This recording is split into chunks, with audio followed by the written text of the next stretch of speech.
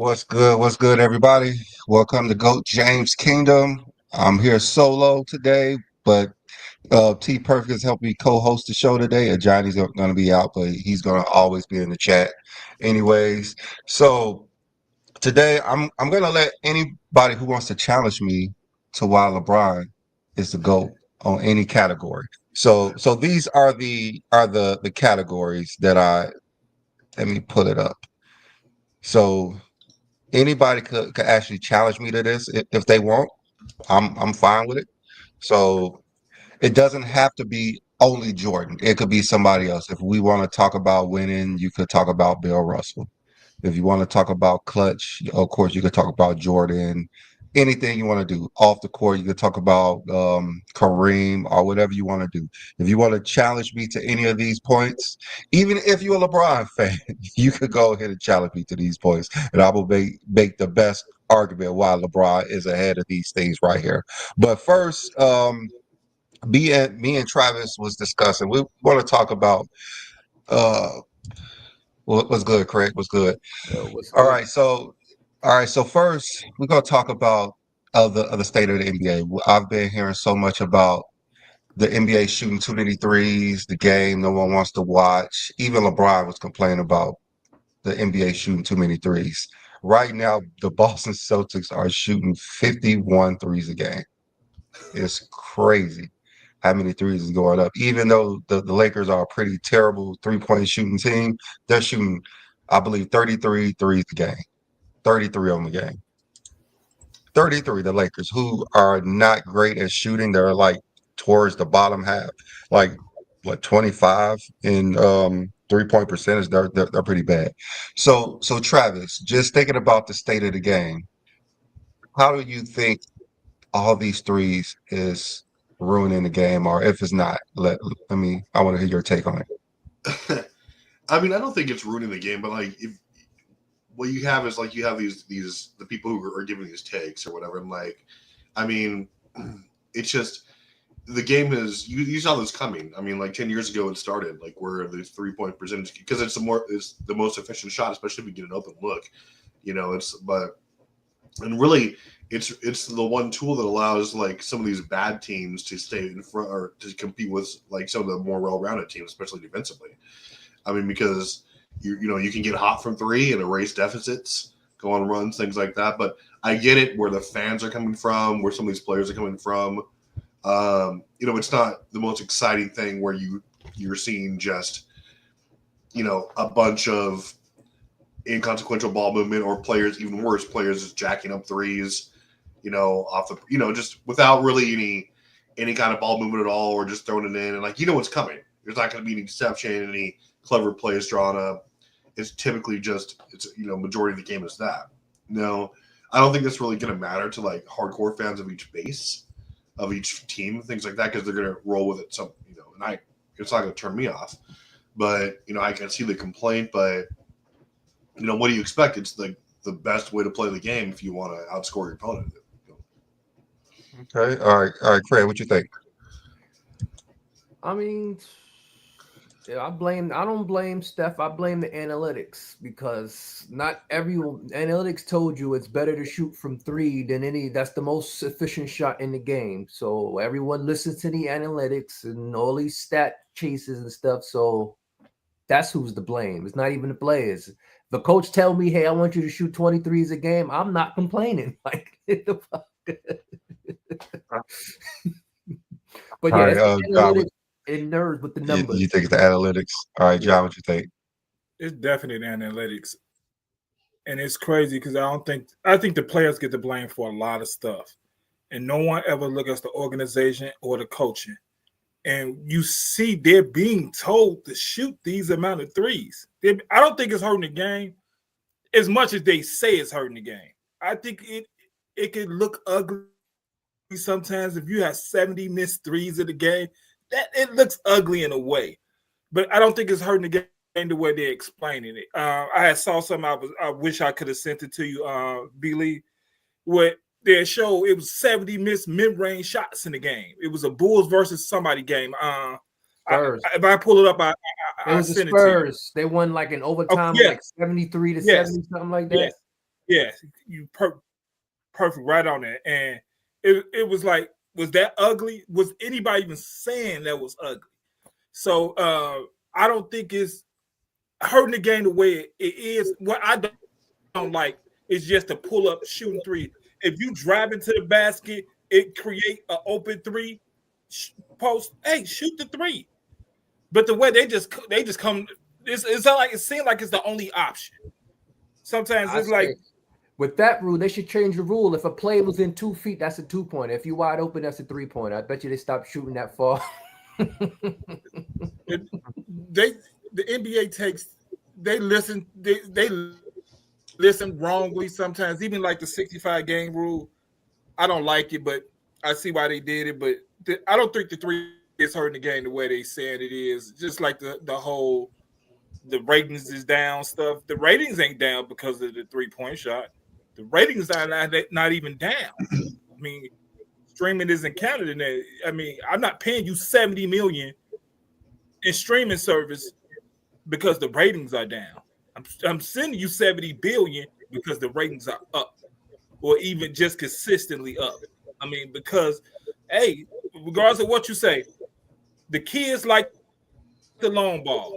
They watching it. Where they getting it from? They getting it from the NBA. Right. All right, Travis. I was listening to Gil's Arena, and they were talking about how the Golden State Warriors would not have a chance really versus the Lakers because of Shaq.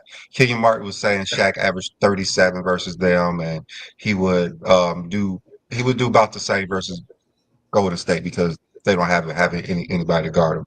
So Nick Young was trying to explain how Golden State offense is so potent that trading threes for twos and having Shaq run up and down the court would have Golden State ahead. So thinking about how the game is today, how the 3-point shot is today, is that who would you think in that scenario will have a better chance of winning that series? The 2000 Lakers when they're the title run, you could pick any year you want, or the 17, 18, you can even say the 19, though they lost Golden State Warriors. I mean, especially if you're going by today's rules, I mean, I probably have Golden State just because not because they just shoot threes, but because they were so well balanced. Like, they played great defense, too. Like, that team, like, people forget they were a top 5 offense and defense that year. Like, they had plenty of fouls they could throw at Shaq. I'm But just saying, in their mind, they have nobody to guard Shaq and Kobe. That's what they were saying. well, I would take probably, if I'm going to make a real run on them, I'd probably take 01 or 02 Lakers because of, like, that was, I think, where Kobe really became prime. And he was right. There's no one who could really stick him. I mean, you're not going to have, I mean, I don't care what you say, he would obliterate Draymond Green. I mean, especially if they're doing one-on-one. No one else is going to stick him. I mean, you have guys who can maybe, challenge Shaq, but not really. Shaq was going to get his, and at a high efficiency too. Your best hope is that there's no one who's going to stick in front of Durant. Curry's going to wear down whoever he's at, but it's still going to be a good matchup because Derek Fisher. I mean, you have guys who can. You got that team. That Laker team was so well balanced. They had guys who could defend the perimeter. You had Robert Horry gets out there. You had Rick Fox, Bradshaw. You had Kobe. You had Derek Fisher. You had all these guys. Tyler. You guys had guys who could stick on the perimeter. Now, are they going to shut down Curry and Durant and Klay Thompson? No. Like, they're going to get those. The difference is, and again, I'm taking Golden State probably just because they how well balanced they were offensively. But if it went 7 games, I wouldn't be surprised because all those good Lakers could shoot threes too, especially if they had to adapt to that team. All those guys were good 3-point shooters. They just weren't doing it at volume because they didn't need to, because the game was slower. You had Shaq and Kobe. Rick Fox wasn't going to take 10 threes a game. Neither was Horry or Brian Shaw. Fisher was one of the best clutch 3-point shooters of all time. Like, he was probably going to get his, but I just think at the end of the day, prime, all those guys in their prime, would be tough to beat them, but there's no way Golden State's sweeping those guys. Like, there's if you actually watch the games, they match up well with them. But I still think Golden State takes it in 7 games probably.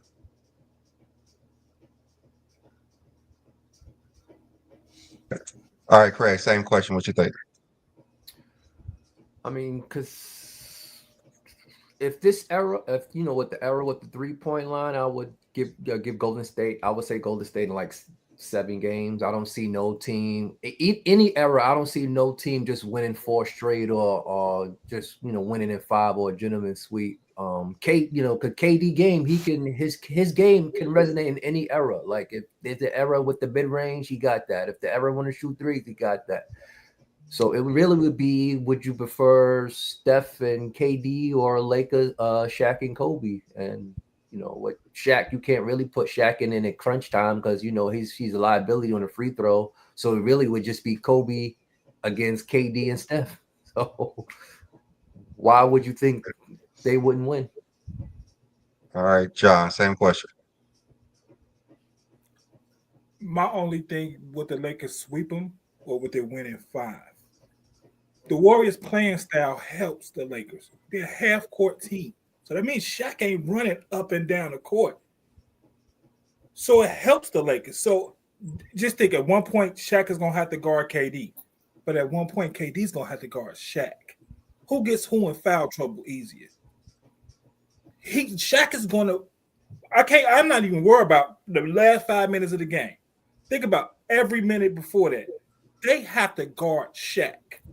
And I'm not even throwing Kobe into this conversation yet. I'm going to feed Shaq. They don't have anybody. Just think the fact that they just killed everybody with Steph, Clay, Harrison Barnes. Okay, it depends on which five you want to, because Iguodala and Clay. But even once KD got there, that lineup wouldn't even be able to play long because you will have to put somebody in there to guard Shaq, which he's going to put them in foul trouble. So even with KD, he's a 7-footer. So at some point, he's going to have to guard Shaq. He's just going to destroy that lineup. So my thing would be, would it be a sweep or would it? I don't think it'd be a sweep. I think they'll win in 5. I don't think it'd be a sweep. But I think the Lakers will win in 5. I mean, their playing style helps the Lakers because they're not a run and shoot team. I mean, one thing I will say about that is, I mean, that's a pretty good take. It's like, I think that the one thing is like easily the thing that, like, if you knew that team was only going to be able to beat you by shooting threes efficiently, that's probably what was going to happen, because they're not going to decimate you in the post. They're not going to settle. Then they're not going to just like try to take a ton of mid-range shots, because like the Lakers had far better defenders on that team than Golden State did overall. I think you had Shaq, Kobe, Rick Fox was very underrated defensively.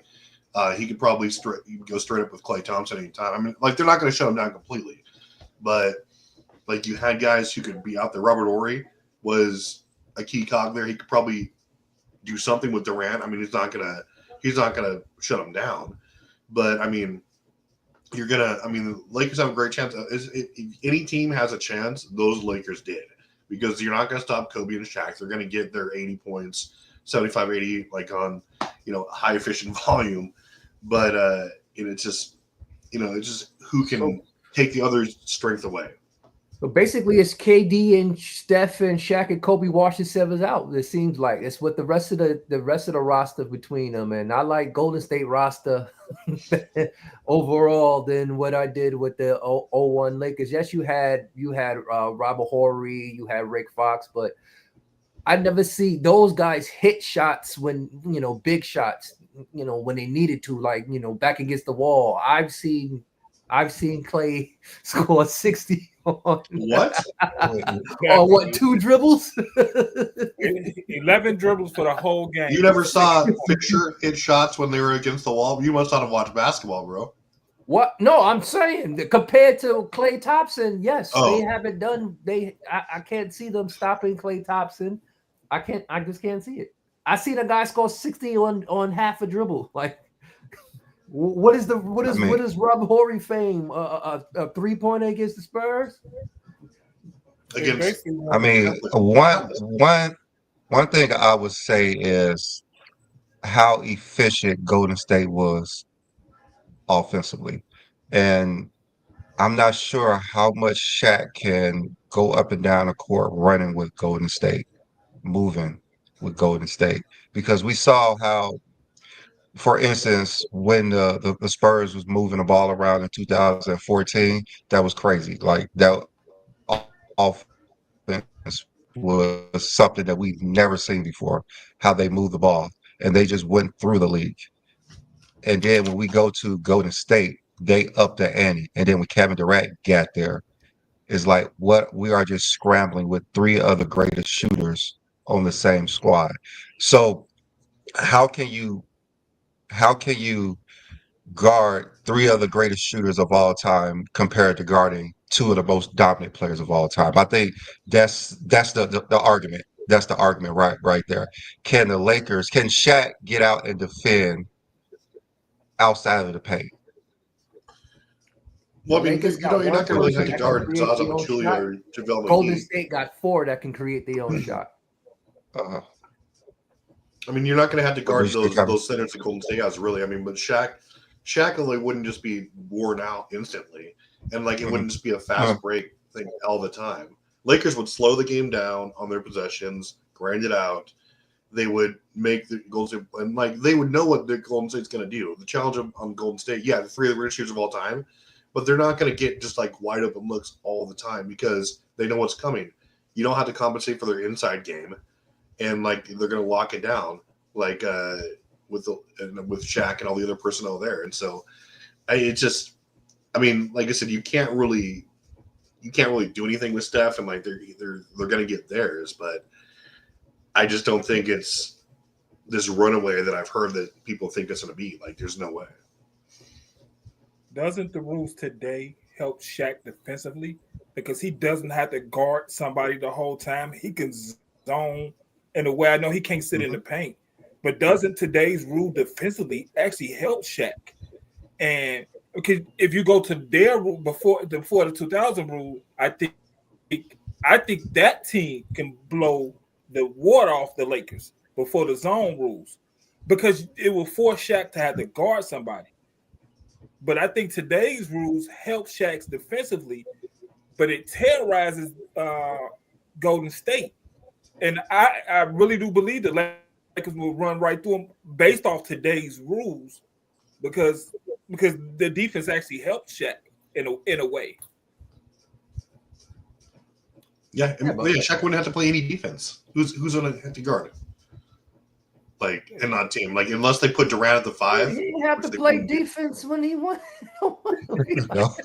False. Well, he made sure no one got to the rim, so he did that. If he did, he was going to foul him. But I believe I just the can't see the Lakers. Lakers winning so easily. Like, you got three players on one team that create their own shot compared to one team. Because to me, Shaq can't create his own shot. You got to give him the ball. Kobe's the only option that can create his own shot. So you got that right there. Like, the only time Robert Horry or Rick Fox is getting a look is if they double teaming Shaq and he getting them open. You can't do that with Clay. You can't double team anyone on the Golden State roster and leave any one of them open. You wouldn't have to. I mean, have you guys, like, when I used to watch Golden State play, I was like, man, they cannot double anybody on Golden State. Have you seen a team that you just cannot double, and they're constantly going off of screens? I think that's what's going to make it difficult for the Lakers.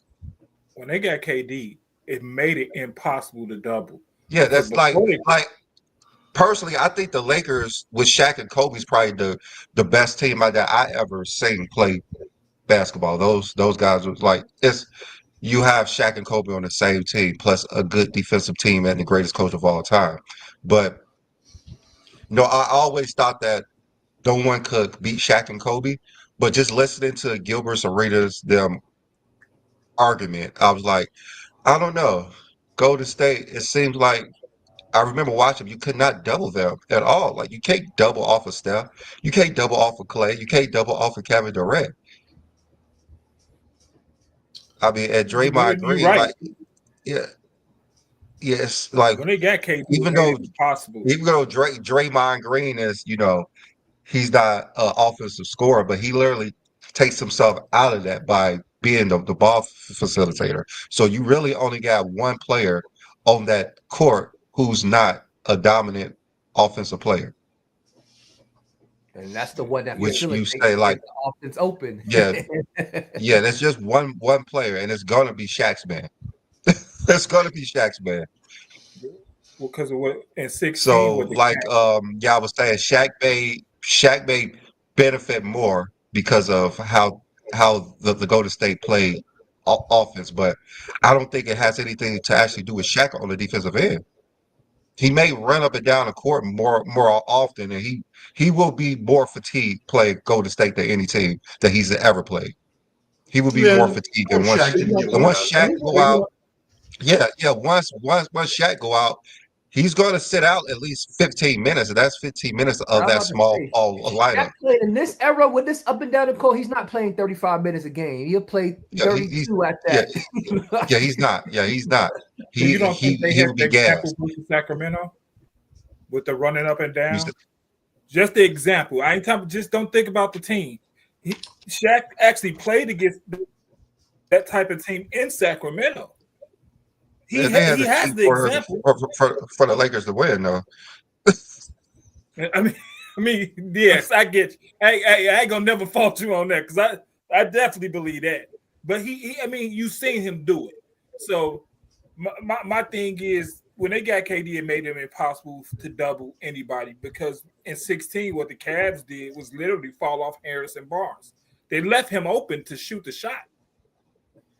And they replaced Harrison Barnes with Kevin Durant because the team before, I believe, can be beat.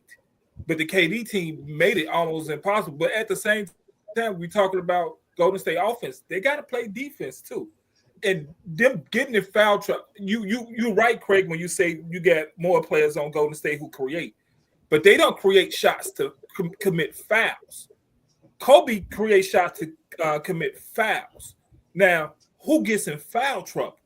Because now you got Kobe going to the basket. You got Shaq creating fouls.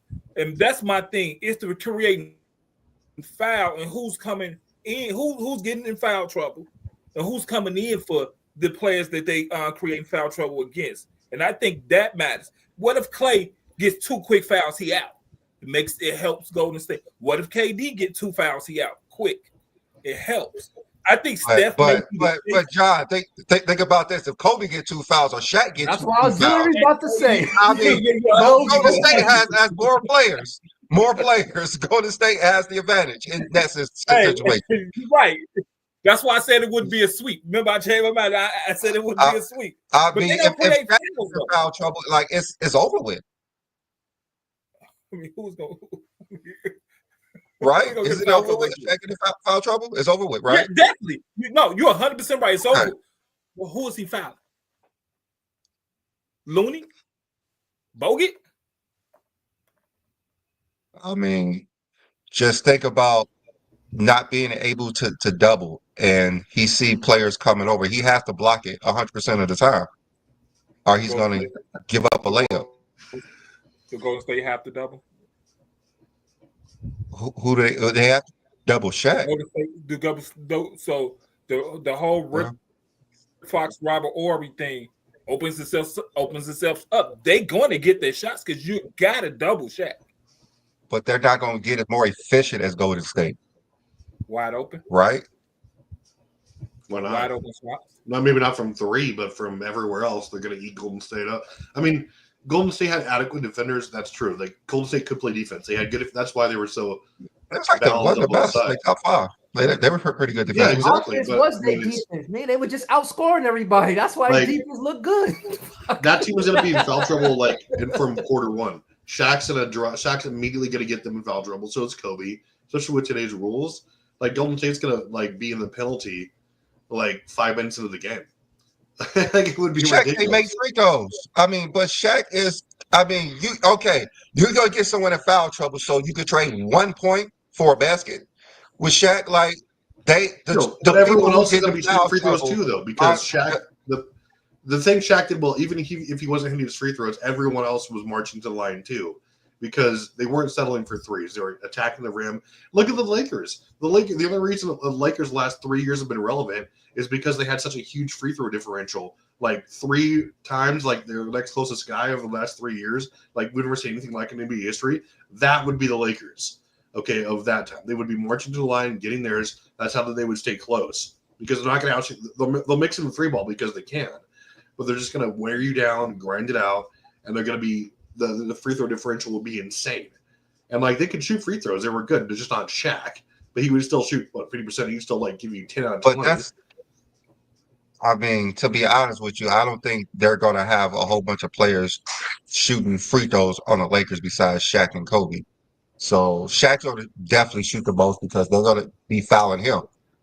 Now I would now post look up at- Curry with Rick Fox all day long. Now look at that. He just said Shaq's going to shoot a bunch of free throws. So what is that causing? What's the cause of that? That means he's not running up and down the court all day. So that 15 minutes you was talking about, no, because he's at the free throw line. So you got to shoot the free throws, take the ball out of bounds, walk the ball up court. That's going to allow Shaq to play 38, 40 minutes. Yeah, plus Golden State's not fast breaking off the Shaq dunk. 30 free throws or something? You think they'll shoot 30 free throws? He's not going to just get the ball and foul him. Like, Shaq's going to work. So he's going to shoot at least 10 free throws a game. I'm going to say he's going to shoot 10. Kobe's going to at least shoot 8. Kobe at least going to shoot 8. I don't even care how many he missed. I mean, that's the whole point of fouling Shaq. Like, you foul Shaq because he's a liability. Like 56% free throw. I mean, something like that. Okay, so with Shaq is getting fouled and he's not making his free throws, and then Golden State is just knocking down shot after shot after shot. How you think the Lakers are going to play? They're just going to keep slowing it down and letting Shaq get fouled? No, they're going to try to There's no score reason the that ball Golden State through. would just be knocking down shot after shot after shot. That's what they did. That's what they did for 3 years straight. That's a legendary defensive team. What's the cause of Shaq getting to the free throw line? So nothing happens because of that. Nobody gets in foul trouble. So everybody gonna have one foul. Everybody gonna come on now. Somebody's coming off the bench. Somebody gets in foul trouble because of Shaq. Yeah, it's the people who set the screens. They're gonna put Nick Young on Shaq. Let him take 6 big fouls. They're like screen setters, all the ones fouling Shaq. They're just gonna bring in somebody else to set screens. So who are the screen setters? We only got 5 on the court. Who all the big men are? That's what they did with set screens. In the game at some point in time, you can finagle the other 2 players, but as long as KD, Steph plays at the court at least 40 minutes a game, I like the chances of Golden State.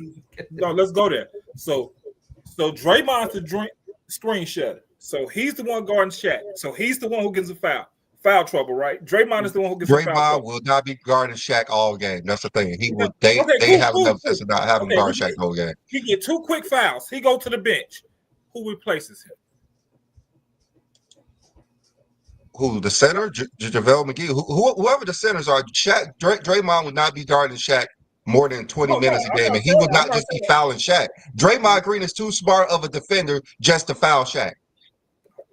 Just like Robin would play the whole game, and he won't just get 6 fouls. Like, these are smart defenders. They just won't foul Shaq. So he's going to get easy 2-point shots at times. So just like the shots you said is being made on Golden State. That's what you. Shaq is getting easy 2-point shot, high efficiency 2-point shots. If Shaq got easy 2-point shots his whole career, he would average 50 points a game. Like, Shaq has to work as well. Like, Shaq can just not go to the hole and dunk. Like, that has never been Shaq. Like, Shaq destroyed people, but it's not like you give him the ball and he's going to score every time. Like, he has to play. He has to work as well. This was the Shaq effect. The Shaq effect was every team had to have 2 big men on their team. Every team. Shaq made players millionaires because guess what? You had to have at least 2 big men on your team because you had to play against me. So that's the effect of Shaq. Who else had that type of effect? So Golden State, what we're not saying is the effect Shaq has against Golden State. He has an effect, just like Steph has an effect. Shaq has an effect against that team. And Golden State got 3 players that could put up 50 like this. I don't see that coming on the same side from the Lakers. They're not putting up 50 apiece though. Greg. I said they can. He said they can. No one's gonna drop They can. 50 on the Lakers I'm defense. They just saying. They I've can. seen three. I see three players on the Golden State Warriors from 2016, Score 60. 2017 score 50 in the game. I can't say Against that for the scrubs. 01 Lakers. Well, the Lakers got somebody who can score 80. The Lakers have somebody who can score 80. That's and the one. other guy can score 60. That's one. You actually That's three see both players. these guys do this. So, Three is more than two.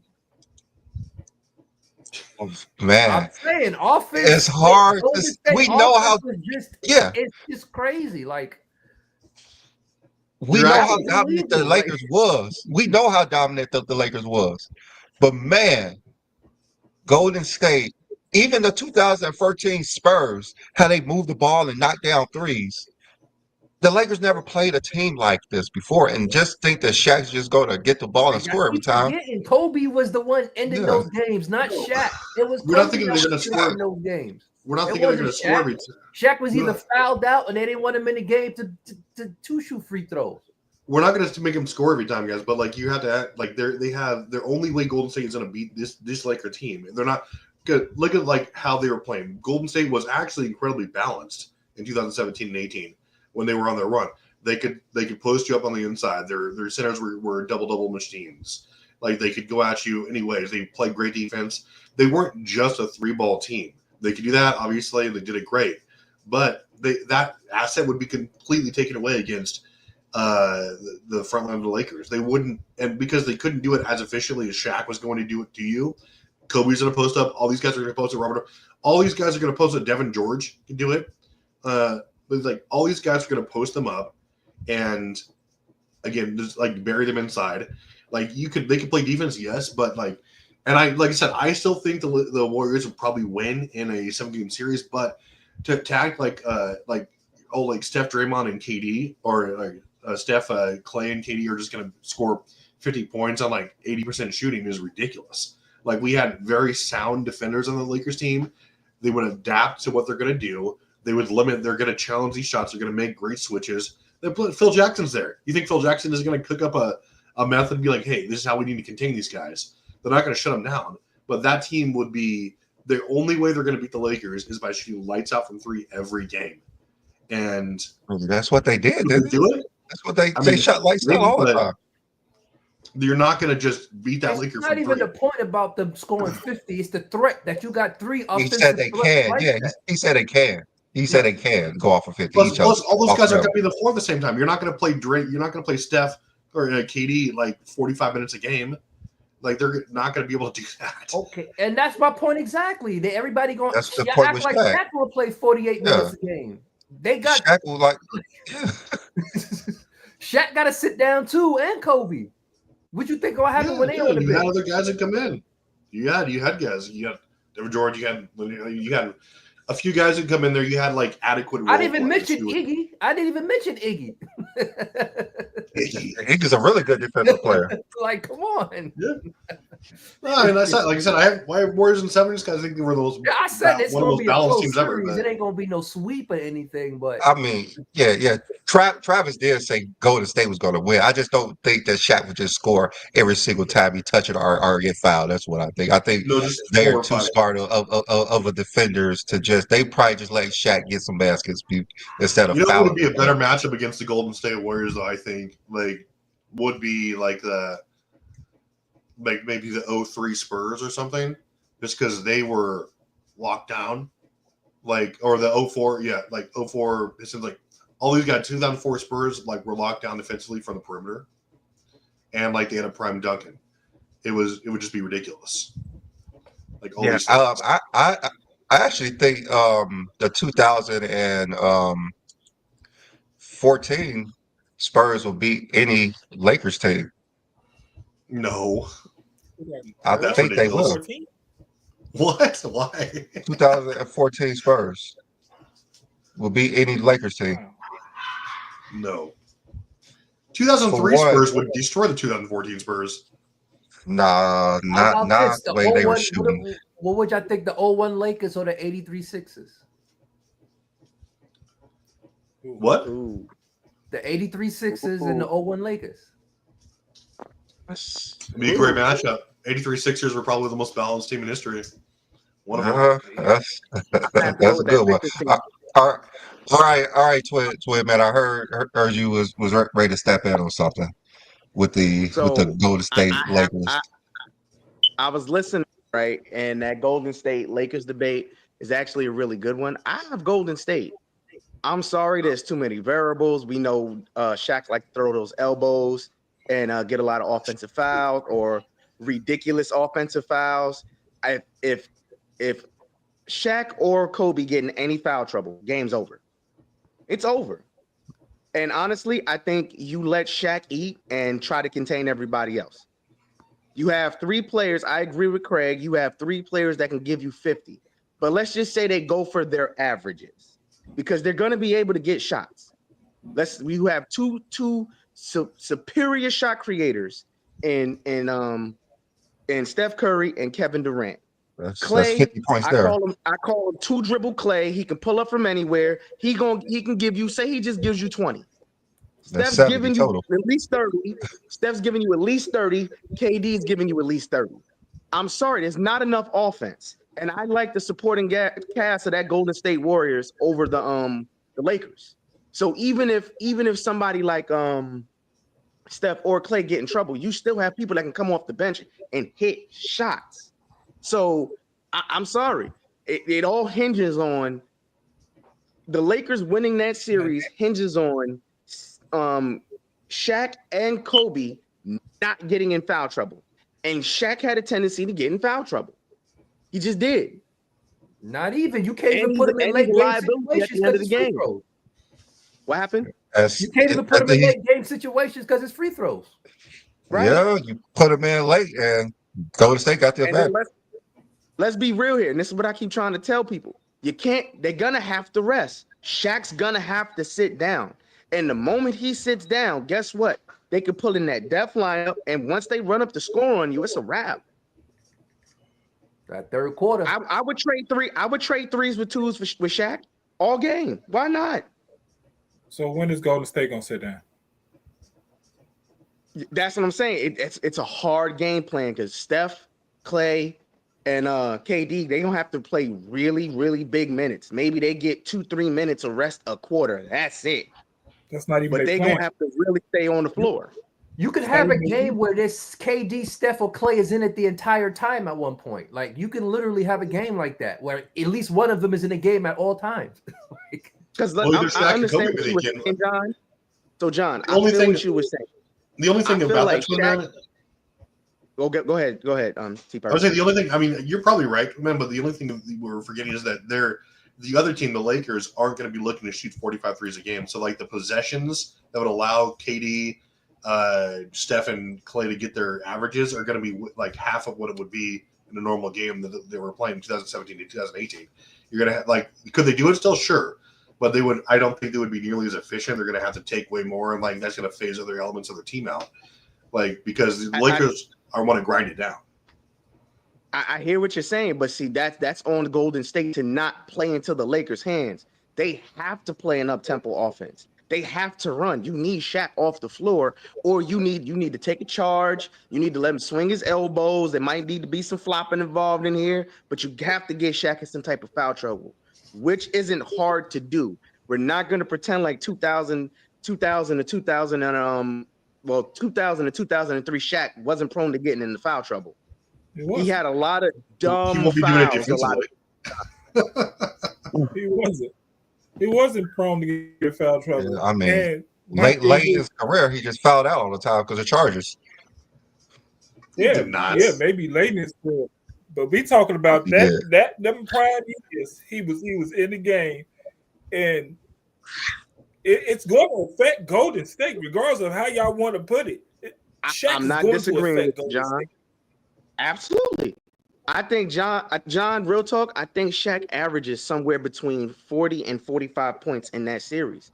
But you have to control everybody else. I'm being real. Okay. You double team Kobe, let Shaq eat, and I'll trade threes with twos with Shaq.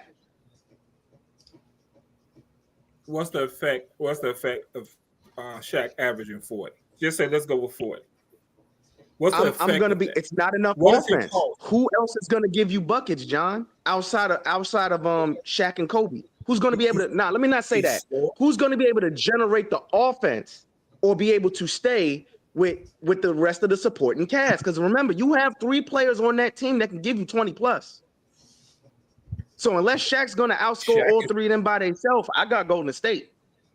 It's going to be hard for Shaq anybody to is average 40 points a game for a 7-game series. Even Well, Shaq. that would be why Golden State would Even win this Shaq. because of their better depth. Is what it might be. Like they have better depth. I mean, that's a good point for Twinman because who was coming off the bench that would be like their facilitator besides like you had Devin George. I mean, you have 36-year-old Mitch Richmond. Those guys aren't going to Nobody be. Who's guarding Steph? Who's the depth in 17? I mean, Who's the depth in nobody's 17? really a threat on the Lakers. Like who's the depth in 17? just Who I can't hear what you say, John. What you say, John? who was the depth on Golden State in 17? I'm just okay because I know what the depth is before 17. I just need to be reminded who was the depth in 17. Because you got to remember the addition of KD got rid of a lot of that depth Golden State had. So who is the That's depth true. in 17? I think one of the main reasons Golden State did was they like staggered everybody, so it was always a threat on the court. Yeah, I mean, you There's had guys always a like threat on the court. like Sean Livingston, you had McCaw, you had David West coming off there. I mean, these guys weren't like absolute killers, but like you had guys who could play. You guys had Kevin Looney, you had just people who could come in there. I mean, I don't think it would be a blowout because like you had guys who could also match up, but it would just be like who's going to be that alpha after Shaq and Kobe would sit down, even like to help them out. Like 2002 Lakers had like Lindsey Hunter, Devin George, guys who could play, Samaki Walker, but I mean like it would just be. I think it would still be a grinded out type of game because you're not going to be able to push the Lakers. I don't. I'm gonna tell you why I don't see that, T Perfect. Because first things first, you have no answer for Steph. Who's guarding Steph? I need to know who's guarding him. Derek Fisher and whoever comes off the bench. Ron Harper. Derek Fisher's getting. Now, can we be honest here? Tyrone Lue. Are they barbecue chicken? Are they barbecue chicken, T Perfect? Let's be real here. He's not going to barbecue Derek Fisher. Derek Fisher was so cerebral defensively. He's going to get his. Derek Fisher barbecue chicken guarding Steph Curry. Let's be real here. No, he's not. Yeah, Derek Fisher would get his ass busted all game long with no help. With no help on Steph Curry, with no help, it's going to be a long night for Derek Fisher. Exactly. It's going to be a long night. I'm putting, you know what I would do? I'm putting KD at the 5. I'm putting KD at the 5. He fouls out in 3 minutes. I'm begging you to put KD in at the 5.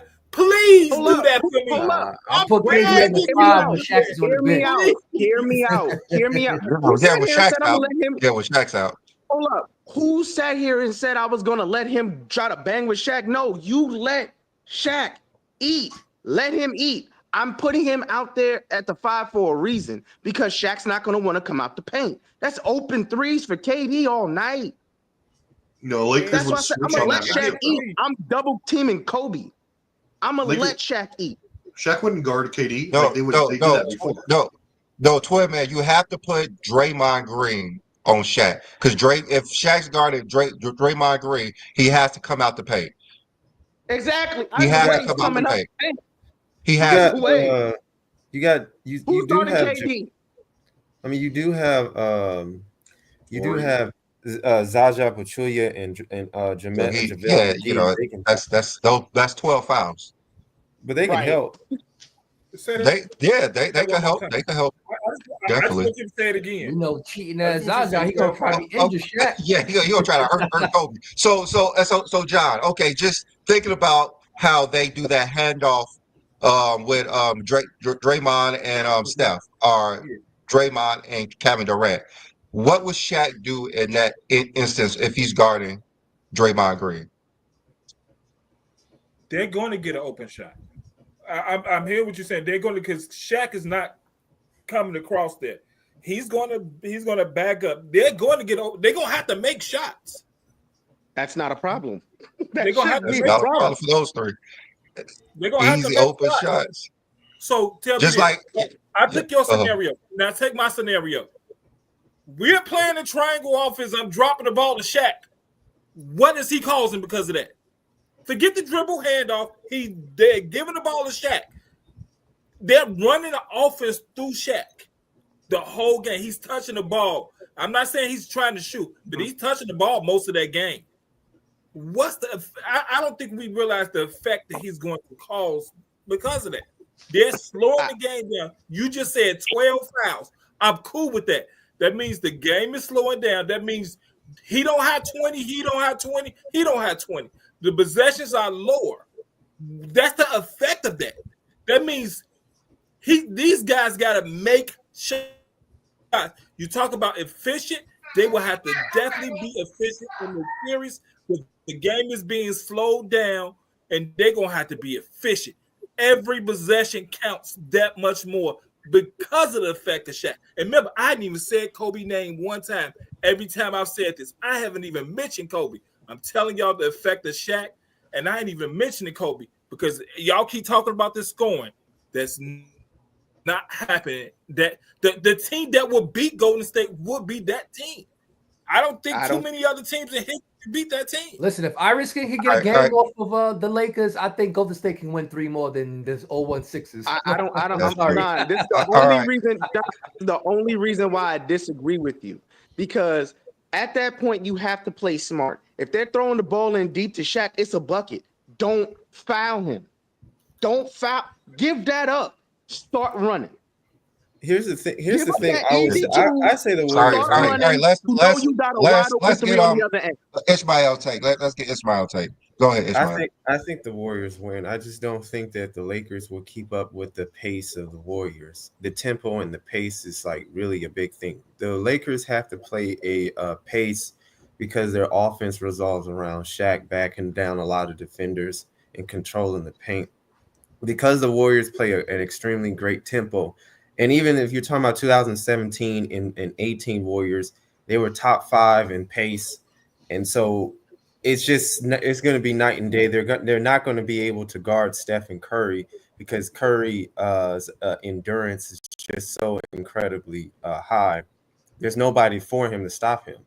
And nobody's going to stop Kevin Durant. The only difficulty maybe is stopping Shaq, but I just don't think Shaq, his endurance is going to be able to keep up with the motion offense and all the ball movement that the Warriors are going to do. He's going to be tired and he's going to end up fouling out because he has to constantly keep up with all the shots that the Warriors are going to produce. I just don't think that the Lakers will have enough to slow the game down. So that's my take on that. Yeah, I think Clay would be. Kobe can take Clay out of the game.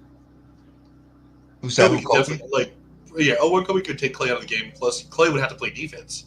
Like on Kobe, they could exploit that. Clay is not a terrible defender. He is, but the Lakers. Clay was a terrible defender, but back then. He was a good defender. Yeah, you wouldn't have anything for 0-1 Kobe. Like if he was given the business to like prime Bruce Bowen and like he was actually dunking over Duncan and Robinson. That's and guys like that. You're not gonna. I mean, but Kobe came and guard. Hold on. That's completely different, because Klay Thompson would make Kobe Bryant work on the defensive end. Yes, he would make him work. Like you talk about Bruce Bowen. Bruce Bowen didn't make Kobe work at all on the defense. Well, not talking about offensively, but like Kobe was abusing. Yeah, he would be tired. He would be tired. He would be more tired. Like if LeBron James was tired versus Golden State. LeBron James, the most conditioned athlete ever. And you think these guys won't get tired? But LeBron, I mean, come on now. Yeah, I keep forgetting that's why they broke up, because Shaq was out of shape. I'm just saying, like, the pace would also be much slower than you guys think. Much slower. I don't. LeBron slows everything down on the offense, and he was still tired. I think you double LeBron team slows Kobe. everything down. He's still tired. You take Kobe out the game, and you let Shaq eat, and guess what? It's not enough offense. It's just not. Shaq is going to have a bunch of points. The game by setting him up for make him take tough 4 shots. You know he's going to force shots. I think you can see at least 6 players in double figures in the Lakers, though. In that kind of a game, you'd have to. I can't. You'd have Fox doing it, Ori would doing it, Fisher would doing it. Devin George, like all these players, because they'd have open shots too, because you'd have to triple team Shaq or at least double him. So all these guys are going to do what they did. No, it's not gonna. It's Not. You don't have to foul triple trouble. team.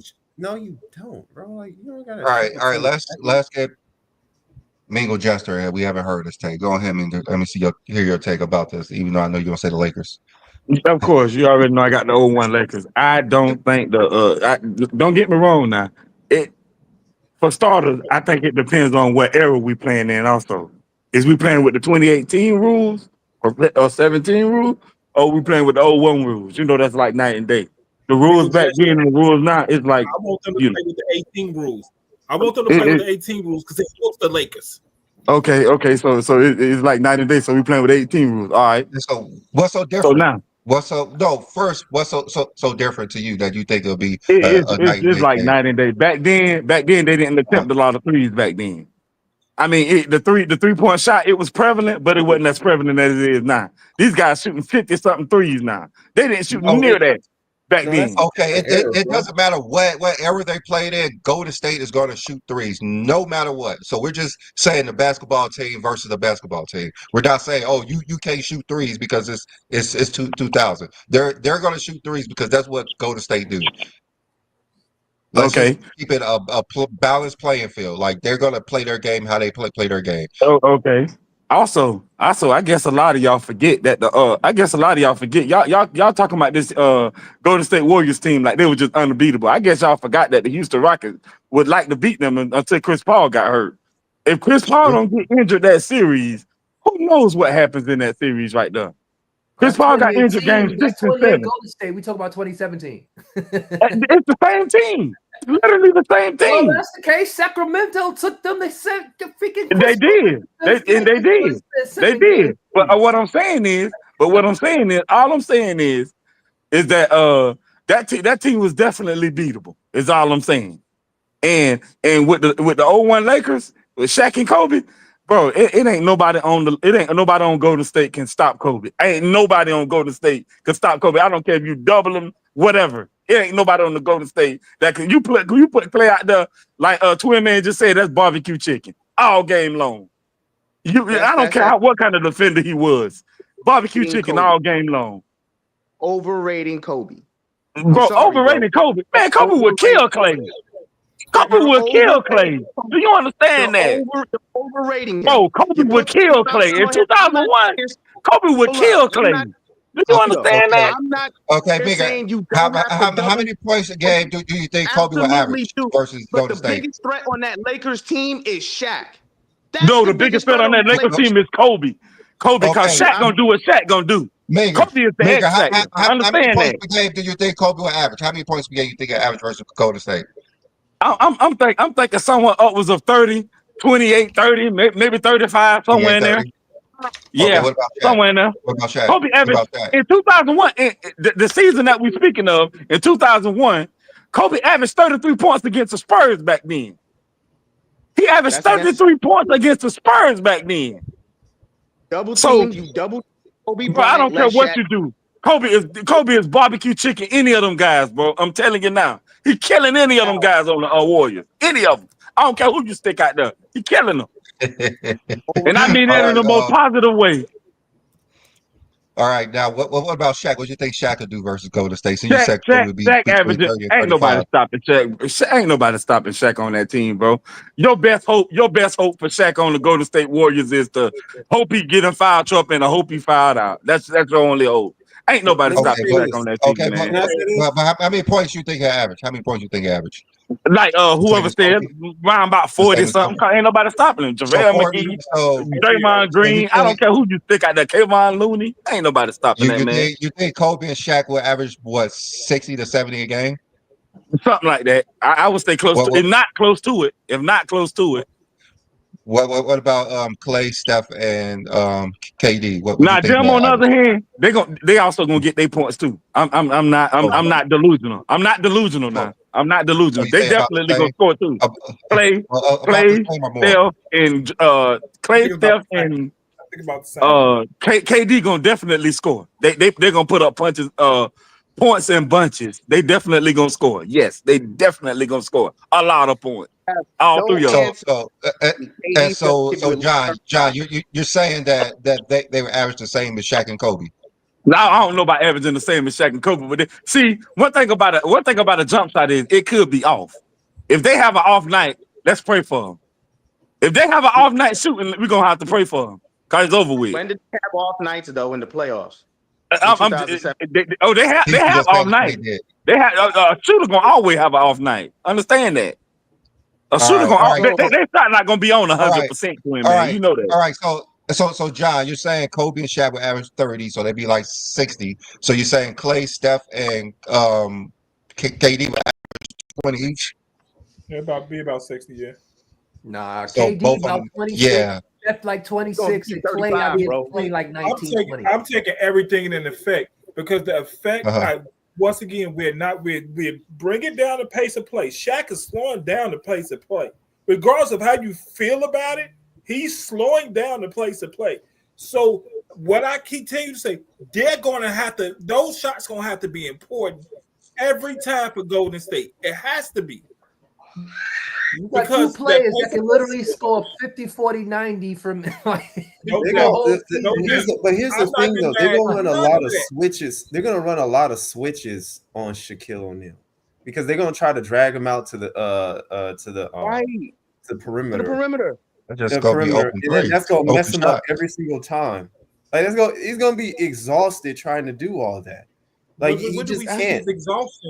What do we see this exhaustion at the pace of play coming down? If he plays defense, which he has to do, they're going to try to drag him out to the perimeter, and he's not going to do that. He's used to big. He's used to guys, big walking down the court. Yeah. Yes, or like if they're on top of the perimeter, he gets to sag off or play like some type of like drop coverage or something like that. You know what I'm saying? So he's just not going to be able to do that. I just want to know this. Just tell me the lowest amount of time you think Shaq's going to get to a line in the game. Just the lowest. I ain't talking about the highest. Just give me the lowest amount of time you think he's getting to. I'll say about 11, 12 times. He'll average. That's a lot of free throws. That's a lot of free throws. That's like 6 points though. That's like 6 points though. He's like 30% from the free throw line. What's the word? But what it's doing, he keeps saying free throw line like he efficiently free throw shooter. Like he Jordan or something. He fouled Jordan 12 times. That's at least 11 points for Jordan. That's like 6%. I have a question. How many times has Shaq had to encounter an athletic big man? Like JaVale McGee is not just like in a pushover or anything, man. So it's like a ton of them. What? Like who? Name him. He played against Prime Robinson, Prime Ewing, Prime. Did you just say Patrick Ewing? We're talking about in 2000 something. We're talking about in 2000. In the 2000. Hey man, let's be honest here, Brandon. We got to start being honest. This bro just said when the last time Shaq played an athletic center. Then he go proceed to name JaVale McGee. He said Patrick. Yes, JaVale McGee is one of the most athletic centers. JaVale McGee gonna get killed by Shaq. You understand me? Do you understand me? And I didn't stutter at all. He's gonna get killed by Shaq. I'm talking about I didn't hear you stutter. I didn't hear you stutter, bro. You understand me? Bro said JaVale McGee. I never said that. That's not what I'm talking about. I don't disagree with y'all. Shaq's going to eat. Everybody else is gonna have to score. I'm sorry, the averages y'all gave for KD, I think is too low. I think KD gives you 30 plus a game. Who's guarding him? Who's guarding Steph? And if KD and if Clay has a great night, it's over. It's over. Clay is the so I don't even disagree. Whoever's guarding Shaq is they barbecue chicken, they rotisserie chicken, they're deep fried. You double team Kobe, let Shaq eat. Game why put Shaq into action as much as possible to tire him out. Hey, Twin Man, I mentioned I mentioned athletic bigs for a reason because athletic bigs are able. What I learned is they're able to create spacing as well. I just don't think Shaq is able to deal with something like that. They can create spacing. He had no jumper. No, it's not. You don't have to have. That's what I'm saying. That's why I said athletic big. I'm not talking. Of course, I'm not stupid, bro. Like, of course, he ain't got no Shaq in the full Hall of Fame. Shaq's gonna have to play zero defense. So wait a minute. Let me ask y'all this question then. Since y'all think that he got more Shaq in the full highlights than he got NBA highlights. that is funny. Now that's hilarious. That's hilarious. Y'all missing my point, bro. Let me ask y'all a question though. Since everybody, well, most of the people on the panel think that the Golden State Warriors, the 2017 Golden State Warriors, is beating the 2001 Lakers. Majority rules, which I understand. All right. So what would y'all think a better matchup be? The 95-96 Bulls? That'd be a better matchup for the Warriors? Well, no, that would be easier. That'd be easy for the Warriors. That'd be easier for the Warriors.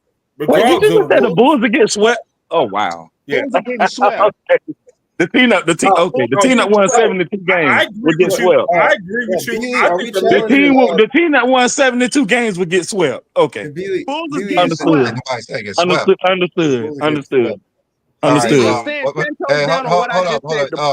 Ishmael, what you saying? What you say, Ishmael? Are we challenging LeBron's greatness today? Is that what we're doing? Later. What happened? What? We're about to do our segments. Yeah. So fuck off asking for the link, guys. All right. Let's let me go ahead and remove everybody so we could go ahead and do our segments. That was a pretty fun debate actually. With that, that wasn't too bad. Yeah, I think that could go either way. I mean, I think I'm leaning more with John.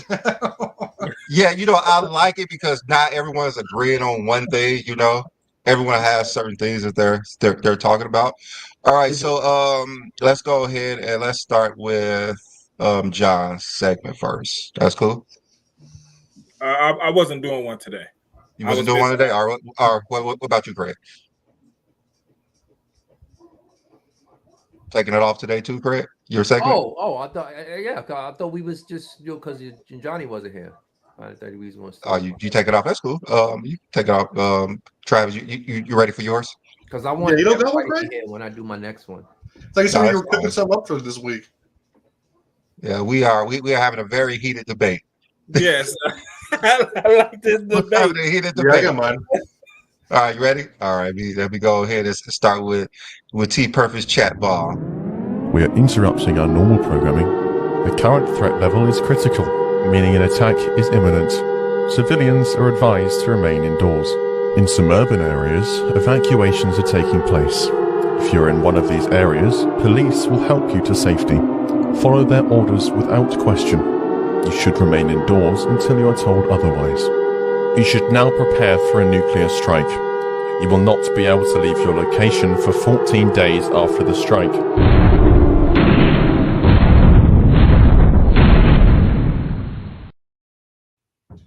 All right, guys. So I was debating doing I told Ishmael this because Ishmael just had a really good debate with Dart over there about who's greater, Stephen Curry or Bob Cousy. And I thought Ishmael did a good job. I thought he had some real good points. And I was going to kind of piggyback off that, but I was like, it's better if you guys just go over there and watch it and then maybe give him some feedback and tell him what you thought. I didn't want to dabble in that because that takes a long time because it's a very nuanced argument. Anyway, I'm going to do I think that lately we've been seeing a lot of, I don't want to come at this the wrong way because I know how you guys are in the chat, okay, by my head off. But I think the 2007 run has been, the Cavaliers run has been wildly overrated lately. And by that, I mean, not that it doesn't deserve credit, not that LeBron isn't, a great, add to his greatness for doing that, but people have been using it to say that, oh, this is the greatest finals run in NBA history, even if he didn't win. And then, which is ridiculous. Okay, so let's go over that because I think it is, again, just been a little bit overrated, overhyped, and here's why. So this is probably stuff you already know, but in case you didn't. So for starters, let's look at the East during that time. In 2007, this is, no matter what you want to say, this is probably around the time when the East was the weakest. In 2007, at least relative to the West, the Cavs were the second seed, okay, 50-win Cavs. At the West, they would have been the sixth seed, okay?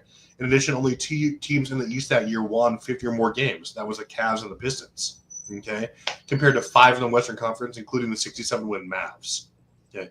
Additionally, out of the 10 players selected for the first and second team All-NBA that year, 7 of them were in the West, including all 5 first-team selections. Okay, so the West was loaded. That being said, let's take a look at the Cavs roster relative to the playoff opponents they actually faced. Okay, so in round 1, Cavs faced the 41-41 Washington Wizards, a barely 500 team. Okay, so the Wizards had a top 10 offense, but a bottom 2 defense. They were abysmal. Okay, so this compared to the Cavs, which had a mid-tier offense, but a top 5 overall defense.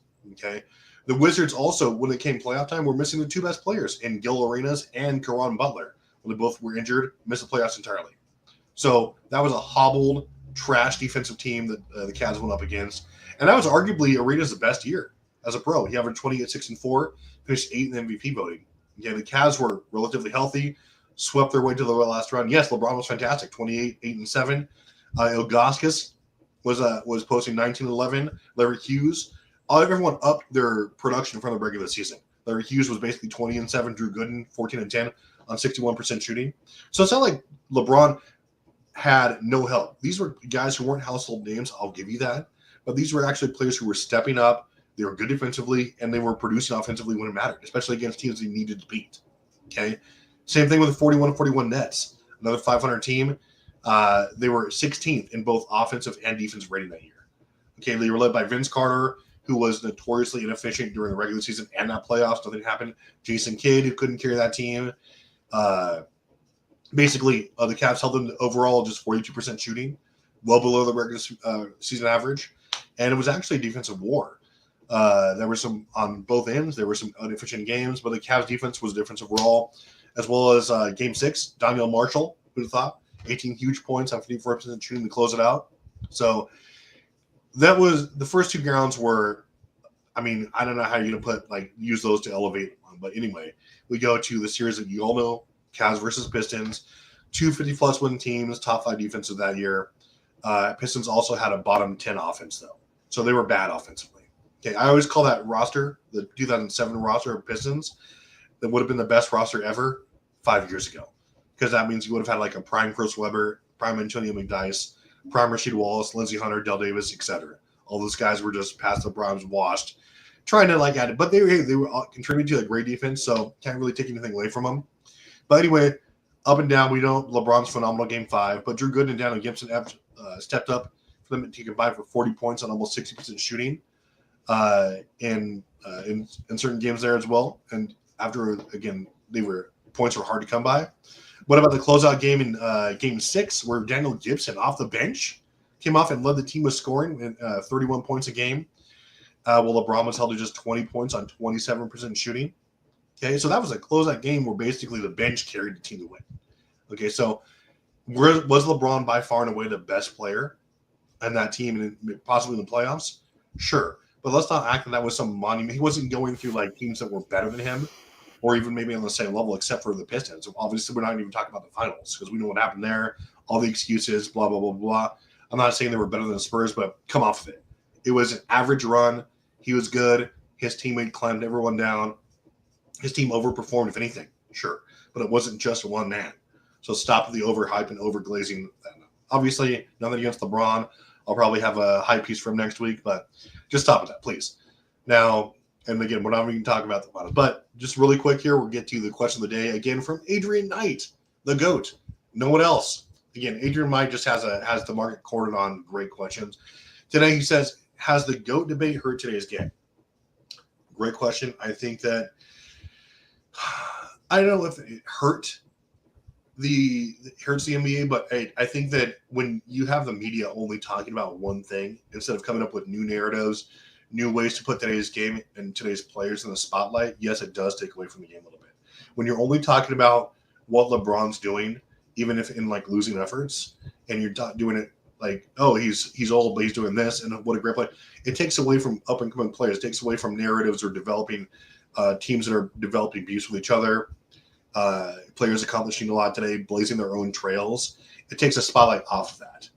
I don't think it's gonna do anything to hurt overall ratings or perception, but I'd like to see a little bit of the attention be put more on what today's players are doing, today's game, more so than I'd say more so than just their own networks. Let's do it more mainstream today. But great question overall, and yeah, let's like get off 2007 and like focus on better runs, which were definitely the case.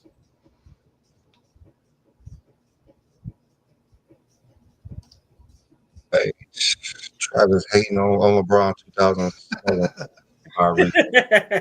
Fuck LeBron. You can hate on it. And then they like debate. Yeah, that's sometimes it can be annoying when that's the only thing they want to talk about, because usually when you talk about that, you're not talking about the players today. You're just talking about LeBron versus Jordan or someone else. So No, I think he was right on point. I mean, because it's gotten so bad that LeBron said he needed to step away for personal reasons, and I pay attention to a lot of social media and what's going on social media and what they're talking about. So nobody was talking about the games or anything like that. They're talking about why LeBron stepped away from the game, and I think that's a part of the GOAT debate because LeBron's a huge part of the GOAT debate, and you see him in conversations a lot. So what's going on now is that you pay attention to so much of what LeBron James is doing that is literally taken away from the game. And I was debating somebody one day, and I said, "Y'all the one who pay attention to LeBron James." I said, do y'all realize Orlando got something special going on right now? Once they get their players back and healthy, they're going to be a problem in the East. And he didn't know what the heck I was talking about. I'm saying you're not paying attention to the games, and I don't think I got a question. How long? I'm not saying the best player. How long has LeBron James been the face of the NBA? I say 2004 because I think they was making Kobe the face of the league, and he had the situation in Denver, and Colorado. They took it away, and they gave it to LeBron. I think he's been the face of the league that long that people don't know how to talk about anything else. So I think Travis was right on point when he was talking about the GOAT debate has taken away from the game a little bit. I mean, I think he's right on point. I don't think Kobe ever been the face of the league.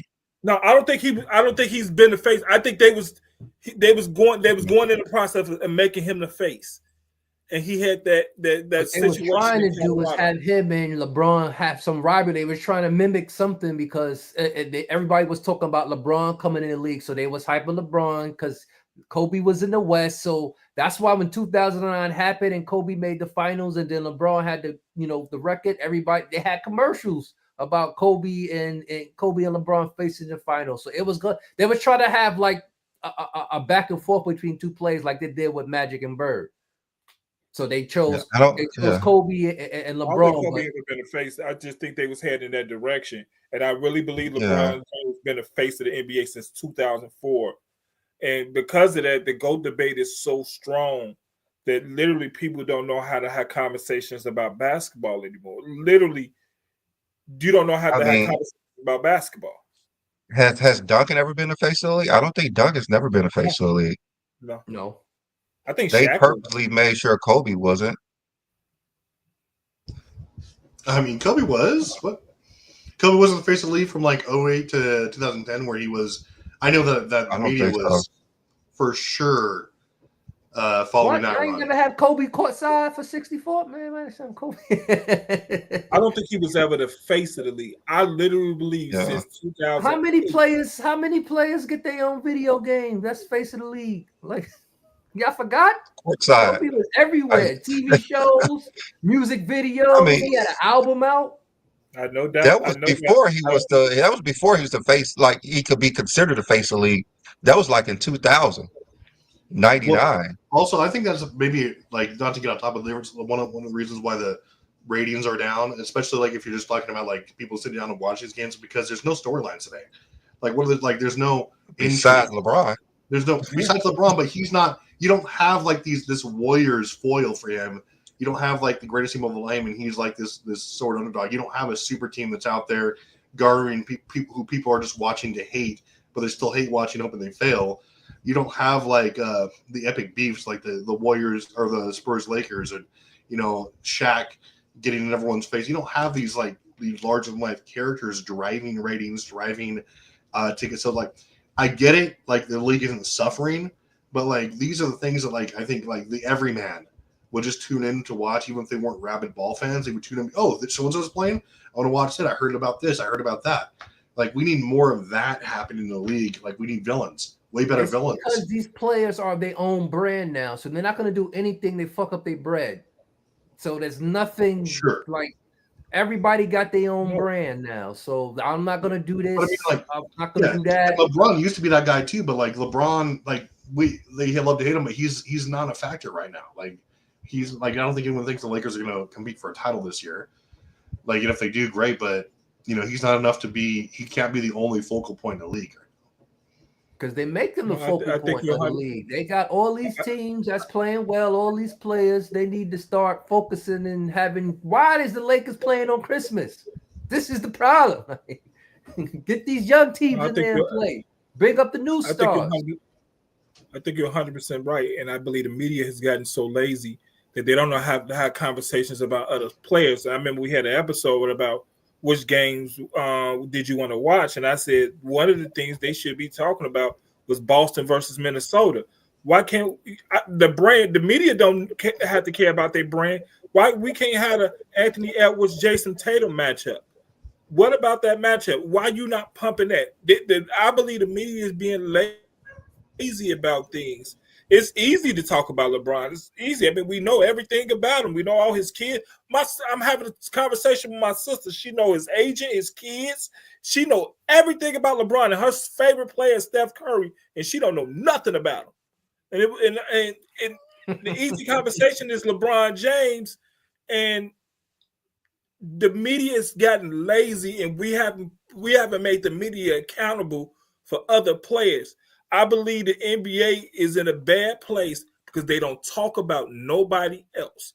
Nobody else is the sense of conversation. They don't talk about nobody.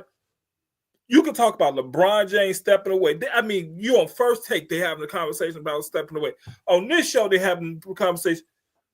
What about John? What about all these other players? They're playing. This is going on. It's actually happening. Good games are actually going on. I'm watching the games. The Suggs for Orlando. This guy is really, really good. Really good. You see, what you call a son had 35 the other night. Yes. We're not talking about that. And guess what? Let me tell you, what's the backstory of LeBron James? What you think is the second most talked about thing? Bronny James in the G League is the second most talked about thing in NBA. Bronny James in the G League. Media has gotten so lazy, and if you want to talk about what's the problem is, media having conversations and really going in these locker rooms, talking to these players, getting the storylines. Hey, they sitting at home making up stories and then put it out there, and then wonder why people ain't interested. I mean, that's always been the thing, though. Like, who wants to talk about another player? Who they're not getting any clicks on anybody else. Just look at what we like doing groups. And the Cowboys all the time because that's what drives the ratings. Yeah, that's what the fans watch. Is just look about what we actually post in groups. If we post something about Jaylen Brown, no one's going to look at it. There's going to be no comments, no nothing. They post something about LeBron, there's going to be comments. Post something about LeBron and Jordan, there's going to be even more comments. Post something, even if you post something about Kevin Durant, it's not going to be that much. Not no more. It's going to anything you post that has nothing to do with LeBron and Jordan, they're going to make it about LeBron and Jordan. That's the only comments like, you'll see. Well, LeBron did this or Jordan did that under the Yeah, if Jokic had a great game and someone posts about Jokic, over 90% of the comments going to be about LeBron James. Well, he didn't do that. And that's what the media is doing. That's what the media is appealing to what the fans want to talk about. Yeah, I mean it's tough because like you used to be able to like tune in and hear people talk about like what like these teams that not lottery teams but like teams in rebuilding areas, markets were doing. Like no one's really talking about the Magic, or no one's really talking about the developing players on like these other teams like Hornets or Sacramento, any of these teams that like don't really garner praise because why? They haven't had any of the figures or the I should say the people who have been, garnering the league's attention for the last decade and a half, and like it's. I mean, maybe it will, especially if LeBron retires. Like, where's their going to come from? They'll have to start like focusing on players like Jokic more. They'll have to milk, Giannis for all he's worth, things like that, which is fair. These guys are transcendent players, but it's just tough when there's so many narratives. I don't think we got to wait till LeBron retires. I think they can have the conversations right now, and I believe the media is being real lazy about it. They're literally with who though? John, with who though? Who they're going to talk about? Talk about the fact that Washington is about to be in a new year and they won 4 fucking games. Like, how you win 4 games? And it's no one wants to hear about that. Nobody wants to hear about that though. That's the thing. Terrible. How you win 4 games in December? The only thing they want to hear about is Boston is why they're shooting so many threes. That's all. They don't want to hear about Jason Tatum. They want to hear about Jaylen Brown. They don't want to hear about nothing. So are you saying they're doing a bad job of replacing LeBron James once he step away from the game? I mean, I think they're doing a bad job. Who do we have? Step up. Who do we have? Step up. Everybody's about themselves in the league. No, there's nobody like that era is gone. Everybody got their own brand. Everybody got their own podcast. Some of them making more money outside the league than they do in the league. So who do we have? Anything. If it ain't bringing dollars, they don't care. Like that's what it is. Being the face of the league is not putting money in their pocket, so they could care less about it. I mean, we have a few players, but who do we have? Wemby? Like, are they scared of Ja right now? Are they worried about him being suspended again? Are they scared of Anthony I don't Edwards? think so. He's just not winning MVPs and winning titles. And they scared of Anthony Edwards because of his things he do off the court. I'm gonna just say that. If you don't know, I pay attention to a lot of social media, so I know what's really going on. He is the most popular besides the top 3. Really, like they don't want to make a foreign player the face of the league. That's what it is. All the great players are foreign. They don't want to make a foreign player the face of the league because that'll show that the U.S. players and no one likes their games. Like Giannis' game isn't attractive. Jokic is not either. What about Luka? His whole demeanor is not what the NBA wants to put as their face. Like even though the European, like the international players are like 1, 2, 3, 4, and 5, they don't have the game they could put as the face of the league. What about Jason Tatum? He's in the perfect market. He's never going to be the face of the league. Team up won the final MVP. That's out of here, man. He's never going to be the face of the league. But I mean, Bronny has a better chance of being the face of the league than Jason Tatum. And that's the truth, right? That's the truth. It's the truth. It's crazy. Yeah. Also, guys, I don't know why we're having this conversation in chat, like who the most durable player of all time was. Clearly, it's John Stockton. And he played 82 games 16 times in his career, and he never missed more than 16 games in a season. How is that a debate? He played 20 years? Stop it. Not close. They don't know that. But they don't know that. Because they first take is not telling them that about John Stockton. It's not LeBron James. Shut up. Nobody's telling them about the John Stockton. I believe. They saying John Stockton was a plumber who was unathletic, and that was the only reason why Jordan won. Yeah. Okay. But yeah, I do believe the NBA is in a. I believe they need to start having that conversation about somebody else being the face of the league. And I mean, they don't have anybody. They're not going to make. There's no Kobe Bryant walking into the NBA. There's no Michael Jordan walking into the NBA. Kobe Bryant, a player like Kobe Bryant, someone who's not highly touted, would be the perfect player for right now. It would be the great transition right now. But I don't think I mean, you got to force the conversation on somebody. I mean, give us somebody and just play fake it out there. See how it go. Have a real basketball conversation. Have somebody in the media go to some of these teams and have a real conversation. Just think about this. If the NFL, if Patrick Mahomes never came into the NFL, who would be the face of the league in NFL? Still Tom Brady. No, it Um, will be Brady. They will still be talking about Tom Brady Who nonstop. would it be if not for? no, I mean, I'm gonna tell you who it would be. It'd be Josh Josh Allen. Allen. It'd be Josh Allen. It definitely, because he would have the same he at least had 2 Super Bowls right now hanging up if Patrick Mahomes doesn't exist. Maybe Burrow, something like that. I mean, I don't know. They for one, they have to win or they have to be MVPs. At this moment, Josh Allen and Burrow never won an MVP, but to say it's due to Mahomes. That's why they haven't won not one. a three-peat, dude. Like, who's gonna stop them? Like, they're gonna have home field advantage here next week. They got the home field advantage. They got the referee advantage. Like, they just have the greatest player that the NFL ever seen. That's all. The referee is a player now. Hey, Brandon. Period. What position the ref play? Period. Run it back. I've been a very satisfied my whole life. Michael Vick, Peyton Manning. I never seen nobody like Patrick Mahomes. Let's do this. That's crazy. What I'm saying. He don't need the refs, man. He already got 12. Underrated defense too, though. Oh yeah, the defense the best thing they got.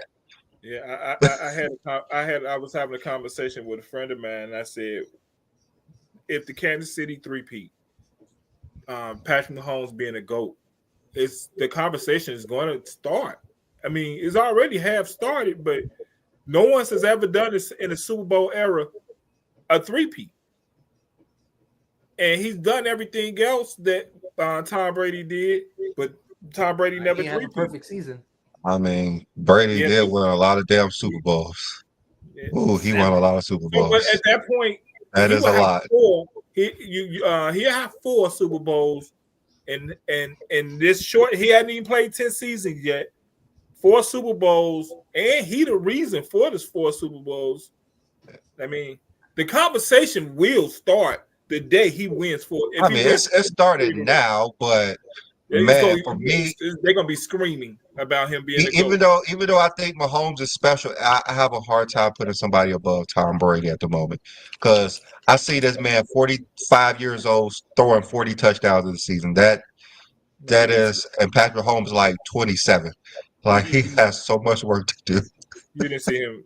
He didn't. But he'll be so good, he wouldn't have to play the 20 seasons. No, he wouldn't. He wouldn't have to pay 20. That's. If he played, I mean, that's because he was so good. Seasons and he get you like 5 Super Bowls, 13 and 5, or does 7 he have and to 22. Does he have to win? Does he have to win 7 Super Bowls to be considered the? And that's what I'm saying. It's like more than just Super Bowls. Like Tom Brady has a lot of Super Bowls. What he was doing throughout his whole career. Yeah, but when he was throwing 40 touchdowns in his 40s, 7 Super Bowl MVPs. He got what 3 Super Bowl MVPs? He has 5. 4 other times. He has 5. So Brady has 5 Super Bowl I'm thinking about league MVPs. My bad. So league MVP. He has 3 of those. He has 3 of those. He has 3 league. Well, I give Ishmael credit here for that debate, but dude, you're going off the rails now. So LeBron James, yeah, he's played more than John Stockton by 14 more games in the regular season, right? But it took him 2 more years. I don't care what your reasoning is, and he played 82 games one time in his career. Durability is being available for your team game in and game out. John Stockton retired when he was 40. You're not going to make the argument. LeBron James averages 71 games a season. So you can miss 11 games a year and be more durable than the guy who averaged miss with like what 1 game a year. That doesn't make any sense. I don't care if he played more playoff games. He's had better teams. Okay, like John Stockton played more in less time. Okay, and he was far more durable. Like that's just the numbers. Like, what's your argument that LeBron James is more durable? Come up here and get smoked. I'll do it personally. I go ahead and bring him up since this is what y'all want to talk about. I'm confused. Like that's what he just passed Stockton in games played 2 years after. Well, I'm confused. Why was this a talk about? I don't care about the playoffs. It does. What you did in playoffs means nothing because first of all, you'd be eligible to get there, and it's just like every player has you can't at say least 82 games. No. Let's just hear his take first. Go ahead, Ishmael. You can't say that you don't care about the playoffs. He played Okay, that's what it matters. You play. It's not a guarantee or a given that you're going to play these games. So with the exception he played, that means that he was available. So if you include the playoffs, you're talking about LeBron has 1,805 games compared to John Stockton, who has 1,686 games. Bro, that's over 100 games more than he has in his entire career, which is accounted for because the playoffs counts. But not only that, it's not just showing up to the game, because you could play a game and play 1 minute. It's about the fact it's the hardware that you have to endure while playing. The guys who play the most minutes are normally the most valuable players to their teams. Like Robert Parrish is not even top 10 in minutes played. So the fact is that LeBron James, if you include the playoffs, has 69,000, almost 70,000 minutes, 69,364 minutes compared to John Stockton, who has 54,162 minutes. He obliterates him in that. That means that he was even more valuable as a player compared to John Stockton. And it's not even comparison. Dude, first of all, where is this notion that if you play less games, that makes you more durable? That makes absolutely no sense. That is dog shit. I'm going to tell you why. If a player plays 5 years, all 82 games, about 400 games, are you going to say he's more durable than a player who's played 1,805 games? No. LeBron James is the most durable player of all time because he has been the most available to his team in minutes and games, and it doesn't matter how you feel. The playoffs doesn't count. He played. It's not a given. It's not a given, bro. You have to actually play. So yes, he's more available. All right. More durable. All right, guys. I don't know who has echo, but I think that's Blue Roll. Let me mute. So that's ridiculous. Take for somebody because it was a. Can you mute him? Hold on. Let me. Okay. There's Blue Ball. Okay, so first of all, he averages a few more minutes per game than John Stockton, but John Stockton again was playing. Every player when you suit up gets a record or has 82 games available to them. The playoffs are dependent on how your team does, et cetera, et cetera. You don't automatically get past the postseason and say, okay, here's a slate of 16 games that you get to add to your record. John Stockton was available far more on a per season basis than LeBron James was. Again, like just look at the numbers. It took LeBron 2 more full seasons to pass, including he did it this year. He passed him just barely in full games played, 2 more full seasons. So John Stockton was playing 82 games. He was playing full seasons. He did it every single year of his career except for, twice? Like LeBron James misses 11 games a season on average. Okay, and I'm not saying that he's not durable, but when you try to discredit that just because he has more total games played, that's ridiculous. That's the same thing we're saying Kareem Abdul-Jabbar was still the best scorer in the NBA because he was simply playing 14. He was like scoring 14 points a game when he had the scoring record that he achieved like 4 years before that. Ridiculous. No one's going to think that.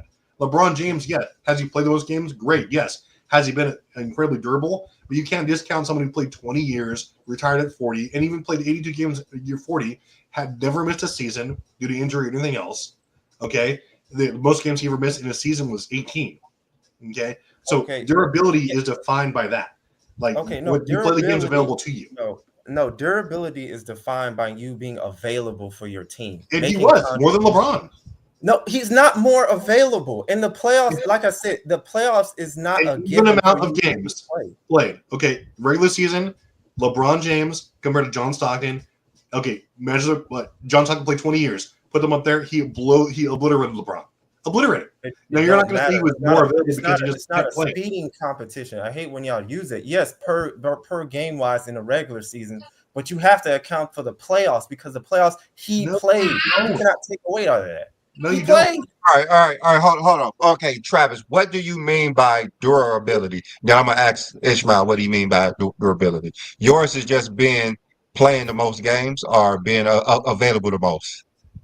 Yours is is playing the most games and being available the most. John Stockton was that. He never missed any games. He was a starter. It wasn't like he was some bench player coming off playing 10 minutes a game and like surfing the coattails. No, he was starting all those games. He was playing heavy minutes. they made the playoffs a lot too. Like he wasn't on the best teams like all the time. He never switched teams, rebuilding. Like they went through like several rebuilding phases, but he was there, thick and thin, rebuilding season or not, doesn't matter. LeBron, he played all the games that were available to him every single year, except for like 2 years. And I think that the only time that he didn't play 82 games was during the strike-shortened season of '99, and the year before that when he missed like 18 games due to injury. Like, that was ridiculous. So you can't possibly say this man who was playing 82 games, that maximum allotted to you for every year of his career, except for I see 3. And he averaged like his average was like 80 games compared to 71 for LeBron. Wasn't more durable by definition. Look it up. 19 full seasons. Okay. Hold on for a second, Ishmael. So, would you say a player is more available if, say, for instance, they are coming off the bench? Doesn't matter if they're coming off the bench, but they're still playing. No, it matters. Does it matter if you're a starter or not? It does. It absolutely does matter if you're a starter because, like I said, I literally said that. I said it matters because the demands on you as a starter are far more to like maintain your durability, maintain your health. John Stockton was that his entire career. It wasn't like he was, just some guy playing 10 minutes a game and like, doing it that way. Okay, so I have a question. The first 19 years, John Stockton started less games than LeBron James. Did that factor in anything? The first what? The first 19 years of LeBron James' career, he started more games than John Stockton. Does that factor at all into this argument? Because John Stockton started 1,300 games his whole career, and LeBron was over 1,300 his first 19 years, even though he had shortened seasons. Okay, so the only times that John Stockton really wasn't a consistent starter was like his first 3 years. Okay, where he started, he was only playing 18 minutes, but then after that, you saw his minutes from year 3 onward were consistent starter levels. And no, it doesn't matter because he still played every single game. It doesn't matter now. It doesn't matter. It matters, but like it wasn't a story of his entire career. Like again, you're being disingenuous with that. Okay, so the first 19 years, LeBron averaged 38 minutes a game. Stein Johnson 30 minutes a game, 31, I believe. LeBron James played more playoff games, started more games. So it could be said that LeBron James may have been more available to his team. I mean, if you're talking about per minutes or if like a minutes played during his first season, sure. But like John Stockton again, you're talking about someone who's there every single game. Like I said, they were both starters. Minutes played again is completely relative to the games or to the team's game plan. But like I said, it's not like they were both starting. Okay, and LeBron, like I said, he only played 82 games one time in his entire career. I'm not trying to say he wasn't a durable player. Can I go next? But like you're making it seem like, and also 19 years. Compared to 19 years, it's not close as far as games played. LeBron just passed him this year. It's not about. Okay, Ishmael, let me ask him one more question. So if a guy played 90 games in a season or a guy's played 100 games in a season, which one would you think will be more available to their team? I would think that guy who played 90 games either went out early in the playoffs or again had more playoff success, which doesn't factor into the argument at all. Okay, so it don't factor for you. That's all I want to know. You go ahead, Ishmael. Because that's not his control. Look, it matters because if you play, I'll answer your question, Beely. Obviously, the 100 games is you're taking in more durability because you have to deal with more mental and physical wear and tear on the body. That matters a lot. Like getting more playoff games is not just a given to be more durable. It's that you have to actually mentally be prepared for that. You have to physically deal with that. It's a draining process. And logically, when it comes to durability, it's easily that LeBron is the most durable player of all time because he's played more, endured more. Like it's simple to understand that missing less games throughout seasons is impressive, but the overall aspect of durability is that if you have more contribution, if you're playing more, if you deal with more hardware, and that is what durability is about. So by that logic, LeBron has dealt with more. 82 games, you could play 82 games in 5 seasons. If someone who plays 82, the most 82 games in 5 seasons, are they more durable than LeBron? No.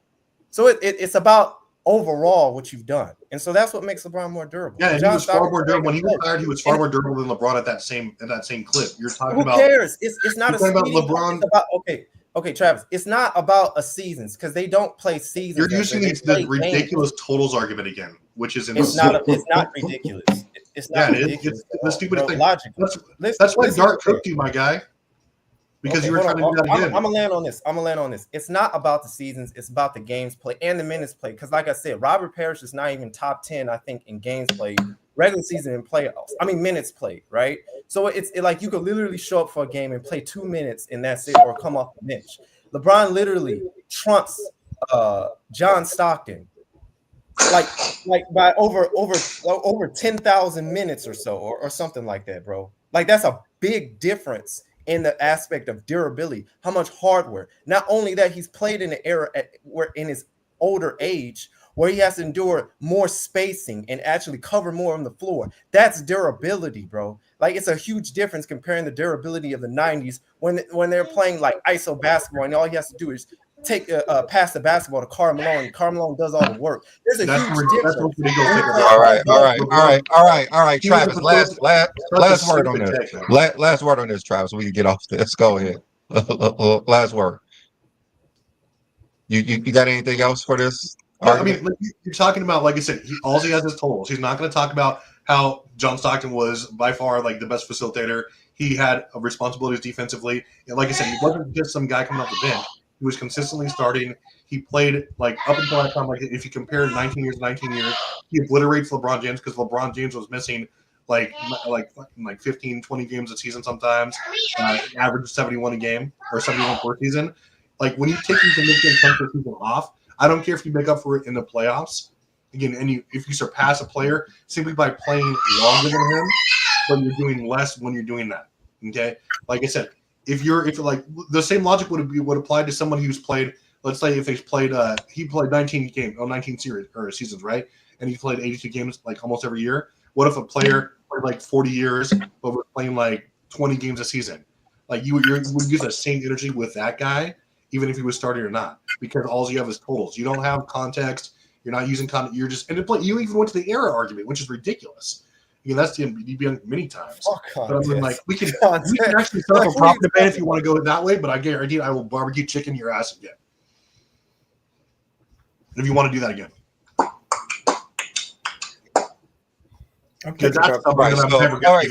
So I can understand Ishmael's argument. He said LeBron James played more in 19 years than John Stockton played in 19 years. If we're just talking about straight minutes, but playing games, of course, is John Stockton. Wait, but in 19 years, LeBron played more minutes on the court than John Stockton. All right, so what does that have to do with anything? Let's go ahead and move on. What'd you say? I said, what does that have to do with anything? Just so you play more minutes. What does that have to do with anything? The first 19 years of their career, LeBron James played more on the basketball court than John Stockton. Okay, now John Stockton got 16 years of 82 game seasons. How many does LeBron have, sir? 1? What are you talking about durability, fam? Are you for real? I'm just going to, all right, move next topic, fam, because you don't know what you're talking about at all. I don't even go there with you. All right, it's cool. All right. 16 82 game seasons, and dude got 1, and y'all saying he more durable. You must be smoking dope. We trying to get off this conversation, but all right, let's go, Ishmael. What up, Ishmael? I ain't seen you in a minute, fam. I've been up in the chat, Discord, waiting on you, fam. Everybody's scared of me, fam. I've been called everybody out who want to debate. I'm here, baby. I'll pull up. What's happening? What'd you say, Travis? The last like 5 years, LeBron has played like an average of like 55 games per season. It's not just the games, bro. It's also the minutes. It's literally just the games. John Stockton only played 19 seasons, right? Yeah. Only played 19 seasons. So the last 3 seasons, 16 that was 82 game seasons, right? But he only played 19. Don't worry. The last 4 years, he played 82 games, and he was averaging 30 minutes a game. Oh, Stockton? Yeah. Dude, what are you talking about, sir? Him. I guess he wasn't that durable if he could only play that low amount of minutes. Oh my God. And he was still I guess starting. he wasn't that durable if he wasn't able to perform at a high level, right? Don't that make sense? He wasn't performing at all. He was He only. didn't have enough help to reach I the mean, finals. his last few years and his first few years, he wasn't really playing that much on the court. So how you going to be more durable than someone who's putting in all the work? Oh my God, this dude. He was Oh my God. playing every game. It's not like he wasn't putting in work. He just wasn't starting his first year and his 30. He started a good chunk of his second year, but you're talking about like it wasn't his call. Like he's still playing a large amount of minutes, and like then from then on, it's like not even close. Hey, Like T Perfect. Let me get this, man. Let me get this. Hey, B Lee, fam. B Lee, G. Who was better on defense? John Stockton or LeBron James, man? I'm gonna say LeBron James. He's more versatile. Okay, look, fam. Okay, John Stockton, every game he played fucking defense, fam. He played defense, so he playing both sides of the ball. He playing defense and offense, fam. It was during a time when you couldn't just sit in the zone, fam. You had to man up. You had to get some nuts. So if he playing offense and defense, and LeBron's only playing offense, then who's more durable, motherfucker, if he playing 82 games, sir? Who's more durable, sir? This is really an argument. Who's more durable? That's literally LeBron James. Oh my God! If you're talking about defense, that's LeBron James. Like you just ruined your whole by saying who's playing. LeBron James is a more. I mean, I don't think he can hear you. I don't think he can hear you. Every time. If you're saying who's better offensively and defensively compared to each other, that's gonna be LeBron James. If that's your argument. No, sir. I said actually playing. Like he's not John Stockton not resting on defense, so he's totally playing the whole damn game. He playing all the defense. He playing all the offense. Now LeBron is playing all the offense, but he ain't playing a goddamn defensive thing at all. At all. John Stockton, he's resting because they play zone. You didn't play zone in the 90s, baby. You manned up. So who's more durable again, sir? When somebody got 16 seasons of 82 games and they playing offense and defense, who's more durable, sir? Say it again, please. Please say it. Argument I've ever heard. And this is the conversation. And this is the conversation I'm talking about. That the media is giving these guys bad information. He said, "What's the bad information? What's the bad information? What is the bad information, sir?" Guess what? Who is Stockton guarding, bro? He's playing defense. It don't matter who he guarding. He playing defense. He playing defense. It don't matter. He playing defense. He playing defense, fam. He playing defense. He playing defense. Because it's 29 teams. You didn't say what team, sir, so I don't know who the hell he's guarding. You didn't say the team, sir. What team? So is that what you're going to do? What team? What team? I can't answer the question if you don't give me the team. So I asked you, who is John Stockton guarding? On what team? On what team? I can't name who he guarding if you don't give me the goddamn team, sir. What team is he playing? He's playing the teams in the NBA, sir. Okay, which team? Which team? You said he's guarding all game, right? You said he's guarding all game. Who the fuck is he guarding?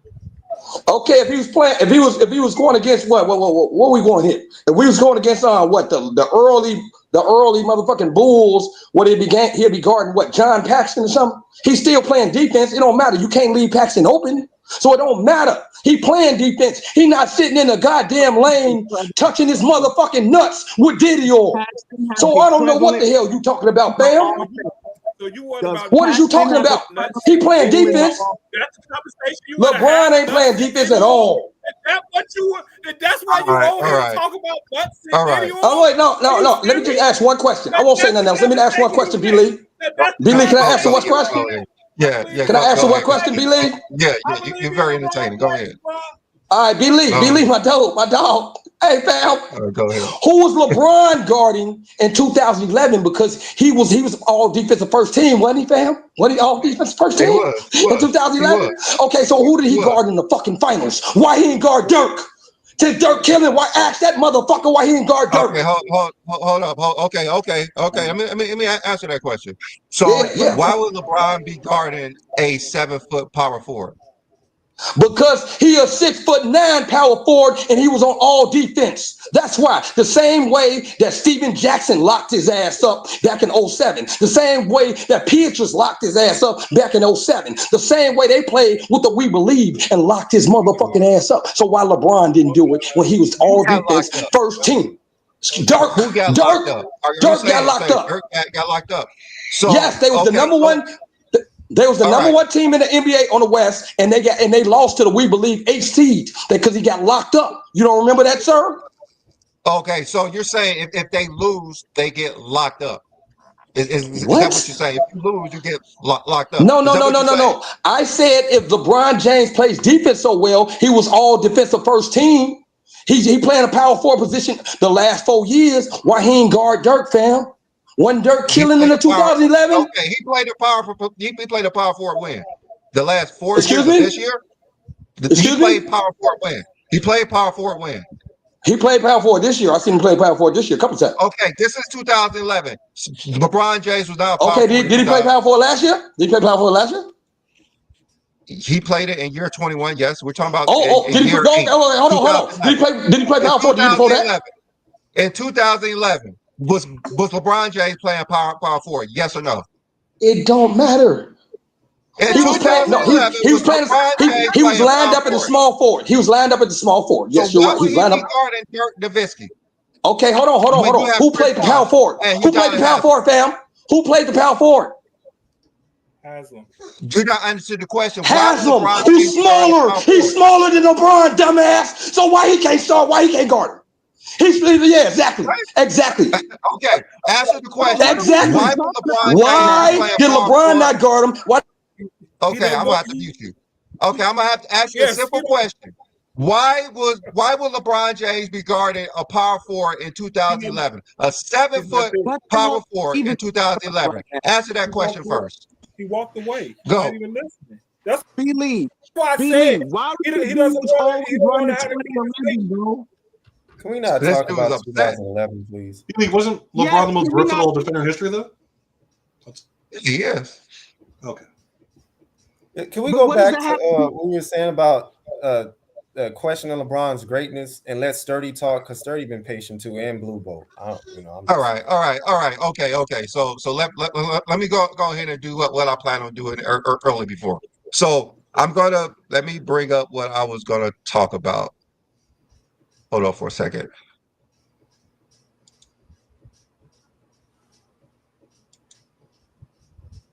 All right, so these are the points that I'm going to talk about. So I'm going to give everybody 2 minutes to debate. You get two minutes at a time to actually debate.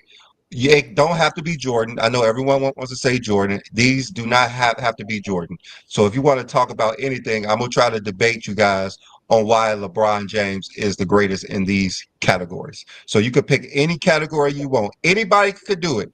Anybody on this panel can actually do it. So I'm pretty sure Sturdy wants to debate everything because that's just Sturdy. So I'm going to kick it off with Sturdy first. So Sturdy, if you're still there. Yeah, I'm right here. Salute All everybody. right, all What's right. up, So Sturdy? I could bring it back up if you want me to, but which No, point I'm do good. you I'm good. want to go first? Yeah, I'm not gonna take too much of your time, Billy, or the brothers on this panel. I'm just gonna choose one category, and that is winning. Winning. Winning. Okay. All right. Yeah, yeah. All right. Go ahead and tell me who's the greatest winner of all time and why it's not LeBron James.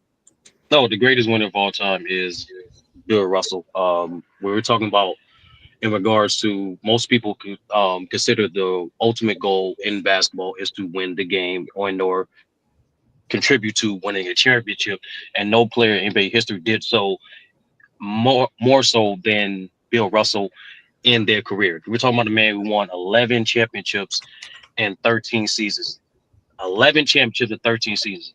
And majority of those championships, he was emphatically the most impactful player on this team and the best player on this team. We're talking about a guy not just in a statistical manner, affecting his team in regards to leading their team in rebounds, as well as obviously being the best defender, being revolutionary in terms of his contributions to transition offense, as well as having underrated clutch performances himself. Bill Russell embodied winning. He was a leader on and off the court. When you go through his testimony of his players as well as his mentees who came after and for him, listen to his peers. No player in NBA history prioritized winning than Bill Russell. As a matter of fact, his winning acumen is so predominant in NBA history. He is 10-0 in winning all take games, ladies and gentlemen. 10-0 and winning all take games. Whether it be a game 5, game 7, he went 10-0. And that is why I believe Bill Russell is the greatest winner in NBA history. All right, all right. That is the obvious take is Bill Russell is the greatest one of all time. So, just because I put those things does not make it LeBron James is the greatest one of all time. But I'm going to make an argument to why he is probably the greatest one of all time. All right, so one thing when we talk about winning, I know you brought up Bill Russell and how he led his team to 11 titles, but we all know Bill Russell was not always the leading force in winning all those titles, which he probably led more teams to titles more than anybody in the history of James.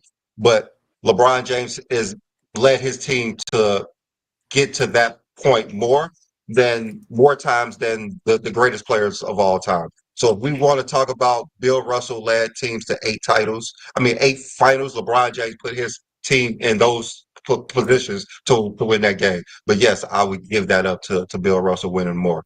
But LeBron James, he has led every team that he played for to actual titles, even in high school, the Olympics, FIBA, Cleveland, LA, Miami. He's the only player to just every team he played for, they won a title. Bill Russell, he played in an era that you didn't have to win as many games to win a title. So LeBron James has the most games in playoff history won, the most series in playoff history won. He has the highest plus and minus in the postseason, even though that wasn't tracked throughout the whole year. He has the highest win shares in the postseason. He's second in the regular season as well.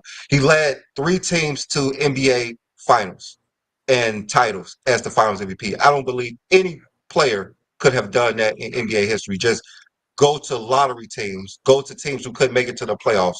LeBron James is this bona fide winner that no one has ever seen before. He's putting his teams in positions to always win. He didn't have an already made team like Magic Johnson and Bill Russell. He didn't have those teams already there to win. He didn't do that. Even with the Olympics, when we were struggling, LeBron James was always the leading force in those Olympics. He always was the best players in those. Even this year, when the hardest tournament that the Olympic team has ever faced, LeBron James was the MVP. He has led 3 coaches to NBA titles. Neither one of them have won a title after that.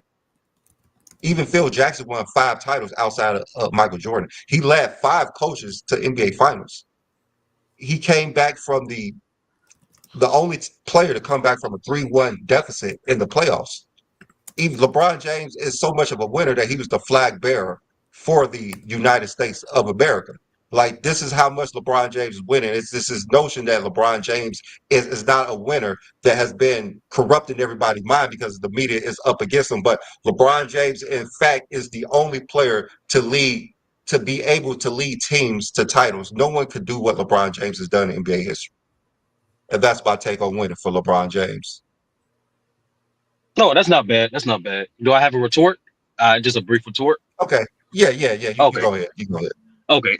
I just want to make some slight corrections. One, no one ever questioned if LeBron James is not a winner. Literally, like that's kind of I like mean, idiotic if anyone questions that. it's a lot. It's a lot, though. It's a lot, though. Yeah, but like you're talking to someone who's like logical and competent to actually I knows the know. game of I know. basketball. But I know. like, it's completely idiotic to question if LeBron is a winner. But the conversation is who is the greater winner. And in regards to Bill Russell, just provide extra context. A lot of people don't know Bill Russell was a winner even before the NBA. There's also the couple of things that you said that was like slightly inaccurate in terms of Bill Russell time, but we're gonna get to that later. First of all, a lot of people don't know he won 2 NCAA championships in college for University of San Francisco. Yes. And on top of that, he's also has Olympic gold success and won in 1956 Olympics as well. And for those who don't know, that was the reason why during the Bill Russell's rookie year, he came for playing the Olympics. That's why he didn't play the entire rookie season.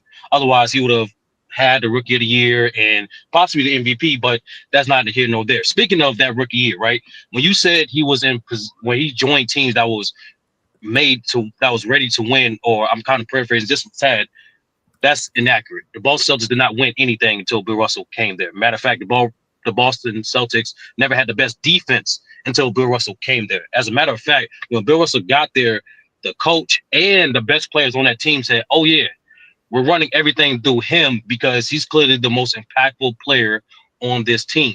He is the most athletic player on this team. He's the best rebounding player on this team. He is the best defender on this team. He's our best leader." As a matter of fact, so much so that he was the common denominator similar to LeBron on why his teams were winning. So yes, I don't know where you got this notion of he only led 8 teams in regards to winning championship. No, he led all his 11 rings to his teams winning championships. He was not. That's what I mean. He was not the best player on all 11 teams. That's all I meant by that. Oh, would you since right out finish, like you'll please enlighten the people to the 3 years, because you said 8, that he was not the best player when they won the championship. But to sum it up, Bill Russell was similar to LeBron, was a common denominator to why his team won championships. He won as a player coach. That means he didn't need Red Auerbach as a coach to win championships. He won with different cast of players. Bob Cousy retired and Bill Russell continued to win. Sam Jones wasn't always there and Bill Russell continued to win. John Havlicek wasn't always there and they always won. And even when he left, John Havlicek did not win until he got with another all-time great big man and Dave Cowens for him to win again. So I just want to just make it a little more accurate in terms of Bill Russell's circumstance and how impactful he was towards winning. And regardless, though, these guys are all-time great winners and some of the NBA greatest players. But let's not pretend this notion that LeBron is the only player who has dominated winning on multiple levels through multiple conditions and with different pieces and acumen. But please enlighten the people of the 3 years that he was not the best player for the championship team. This first year and definitely his last two years. Well, I thought everyone got 2 minutes, not 10. What's up? All right. Yeah. Okay. My bad. Let's go ahead to the next point. All right. I'm gonna put it up again. And Blue Boat didn't get to speak though. Oh, that's cool. All right. So who wants to take one of them other points?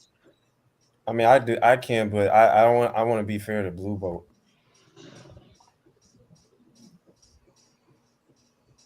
Yo, BB, you still there? Yo, what up? You gotta echo. What up? Can you hear me?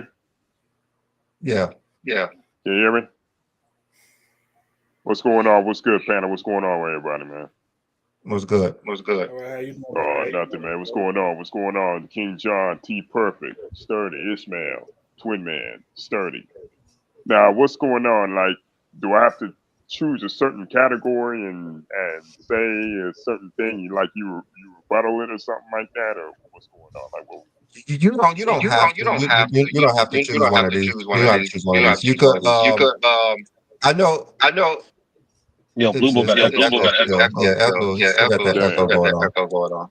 Yeah, Blue Book, you're gonna have to fix your mic and probably go out and just come back in.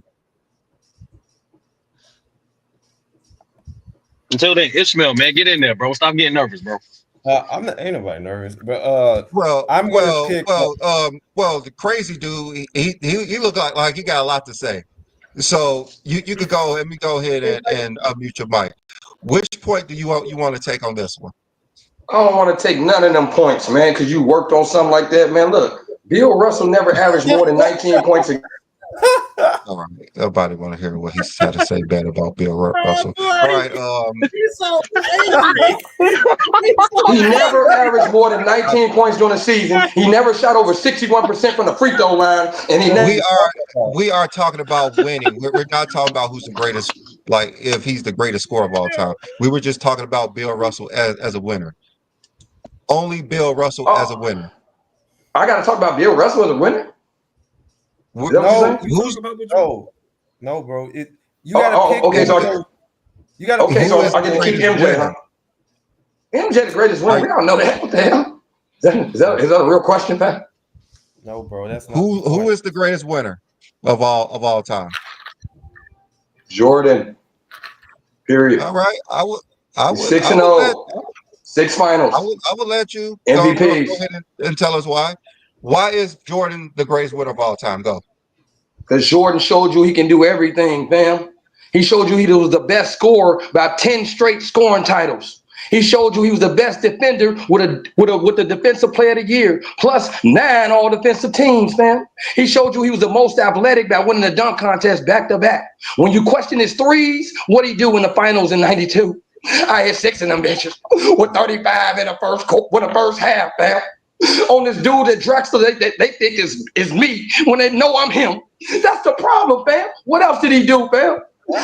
He showed he was the best defender and the best offensive player, fam. What about his blocks? How many he got 2 seasons over 100 blocks. One at 131, one at 125. LeBron ain't got neither one of those. He ain't even got 100 blocks in the season, fam. And he a power forward and the dude the guard. You see what I'm saying? That's what I'm saying. He showed you everything. He showed you the best of the best by what he got 3 MVP, All-Star MVPs. He showed you he the best of the best because every time he go to the finals, he win all dubs. And he get the MVP. You feel what I'm saying? He the man, folks. Oh, now. Now look. What else did he show you? What else you want him to show you, man? He showed you he was fast as hell when he went a 4.39 in college. He showed you he was the most athletic with the 48-inch vertical. You talking about some, he ain't never gone there. Get the hell out of here. We seen him. He glid more than glide to glide. He flew more than anybody, man. He was the most softest motherfucking. I will dump on your ass aggressively as anybody. Had the first quickest step you ever want to see, fam.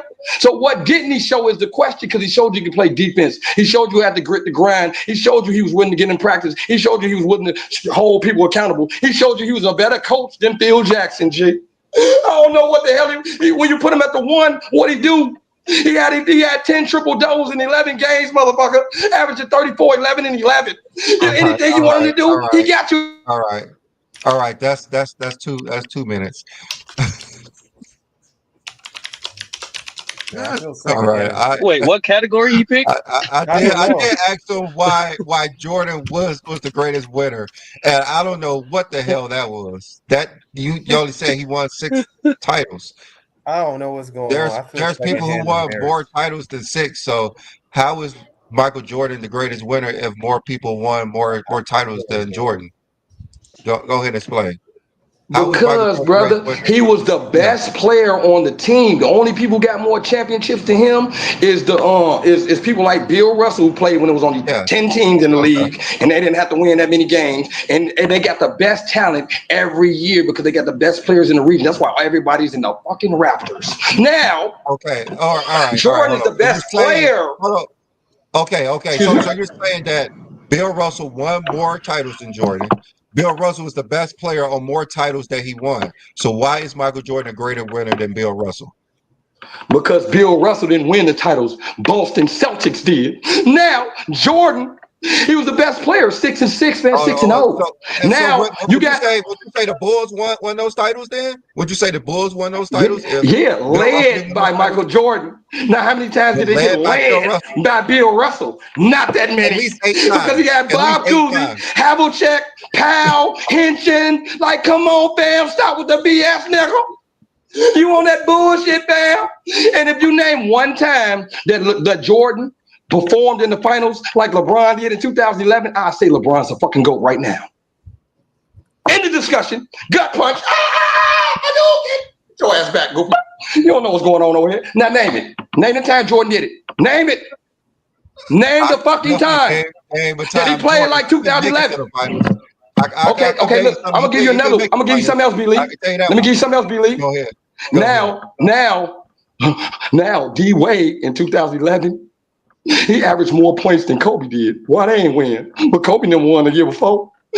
Now, Chris Bosh, he averaged the same amount as Paul Gasol did. Why they ain't win? Because LeBron only averaged All right. 17. Okay. And you know Okay. why? Because he I couldn't have a move question JJ with that. Barrera. He All couldn't right. move an old Jason Kidd. I'm have to mute you because you're not listening. All right. So I have a question with that. If Kobe was so great, why did he get swept by those Dallas Mavericks in 2011? Go. You say, why did Kobe get what? Swept by the Dallas Mavericks in 2011 if Kobe was that great that LeBron couldn't do. Why did they sweep the Lakers and Kobe Bryant, 2011 Mavericks? Excuse me, I'm defending Jordan, not Kobe. Don't try to switch me over. I'm talking about Jordan here, not You the Kobe one who Bryant, brought up sir. Kobe. You the one who brought up Kobe. Excuse me? You the one who brought up Kobe. No, I You the said one who Kobe brought up Kobe. won. Kobe won the finals, averaging 26 points a game. D Wade averaged 27 the next year. They didn't win. You know why? Because LeBron's supposed to be the best defender, but he's scared to guard Dirk. Now, you know what? You know what they did? What they figured out? They figured out that LeBron didn't have that good of a post game. They figured out that LeBron didn't have that good of a post game, and he didn't have that good of a mid range. And if you foul his goofy ass, he only shoots 77% from the free throw line, dumbass. So that's why they kicked his ass, and he only has 17 points a game. You Goofball. pretty damn hilarious. Hey, Billy, that What? How? It's all facts. It's all facts, fam. It's all facts, G. You're changing the Is that your direction. friend or something? How? All right. What'd you say, John? Is that your friend? It's not. No. Yeah, because That's not Yo. I told you what he does. He asks you questions, but then when you turn around and ask him a question, he doesn't want to answer the question. You asked him why didn't Kobe and the Lakers got swept by the 2011 team, 2011 Dallas. He doesn't want to answer questions. He knows more about LeBron James than any other player in history. These guys can't tell you nothing about their favorite players, but they can tell you about LeBron. So that's all I say. If he's going to come on here just like he asks questions, cool, I have no problem. But he has to be able to answer these same questions people are asking him. That's all I ask. Just to answer the question people are asking him too. That's all I care about. All right. No. What I'm saying is, What would you say, Ismail? Can I pick another? Can I pick one of the slots, please?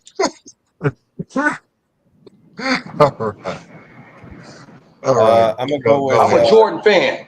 I don't need to talk about Kobe. I know. You trying to switch it up to Kobe? I'm cool. I'm gonna go with number 4 with accolades. I'm gonna say that no, and I'm not talking about player of the month or none of that. I understand it. I'm gonna go with the seasonal awards and honors, and I'm gonna pick Kareem Abdul-Jabbar, who's known as the most decorated basketball player of all time. 6 MVP says a lot about a player, especially when the players were voting themselves. They're voting against your opponent. Says a lot about your impact on the game of basketball. In 9 years. Yeah, right. And Kareem Abdul-Jabbar. I mean, LeBron is up there, especially if you count NBA All-Stars selections. So he would technically need one more if you combine them all together. But with outside of the All-Stars, the seasonal awards like All NBA, All Defensive Team. I don't like All Defensive Team awards, but Kareem has it, and MVP is included. Kareem Abdul-Jabbar is ahead of LeBron. I mean, it's pretty close, but I'll give that Kareem is the most decorated player of all time with these awards. So that's what I'm going to say. That's my argument for that. I'll give it to Kareem. B. Lee fast. Go ahead. Because I gotta dip out, but I just want to say, okay. I try to rep the Jordan community, but there's just so many of these instances which happen that I just can't do it anymore, and it just I don't know. I'm like fighting an uphill battle. You're walking like 30 miles to school in the snow and back. All the like we use. So I mean, I'll just buckle and acquiesce. Yes, Ismail, LeBron's the most durable player ever. Yes, B. Lee, he's has the best. Whatever, he's the best. Let's just say he's the GOAT, so I can be safe and warm. because I'm tired of like just having no backup or help from. No, T Perfect, you don't want to miss this. You don't want to miss this, G. You don't want to miss this. I have to. We talk about. You don't want to miss this, fam. I haven't seen T Perfect. You don't want to miss this, fam. I got a surprise for every LeBron fan. Cause listen, this is what you don't know about me, fam. I'm a JAG lawyer, fam. A military lawyer. I just got a military 20-something years. Now look, check this out. I did an investigation on this motherfucker myself. I figured it out. All the black sharks gonna be popping out now. Oh my God. Oh, you do understand, right? Okay, now let me tell you something, little B-League. Okay, Go ahead. Now, what did LeBron be a part of in 2007? What did he become a part of? God damn. No, please, bro. Like, we want to talk about what B. Lee said, bro. We don't want to talk about LeBron and his failures, man. Come on, man. Like, No. I'm bringing up his biggest secret that he don't want nobody to Did figure his out. own investigation on LeBron James. Right. He's a Go ahead and tell us this investigation.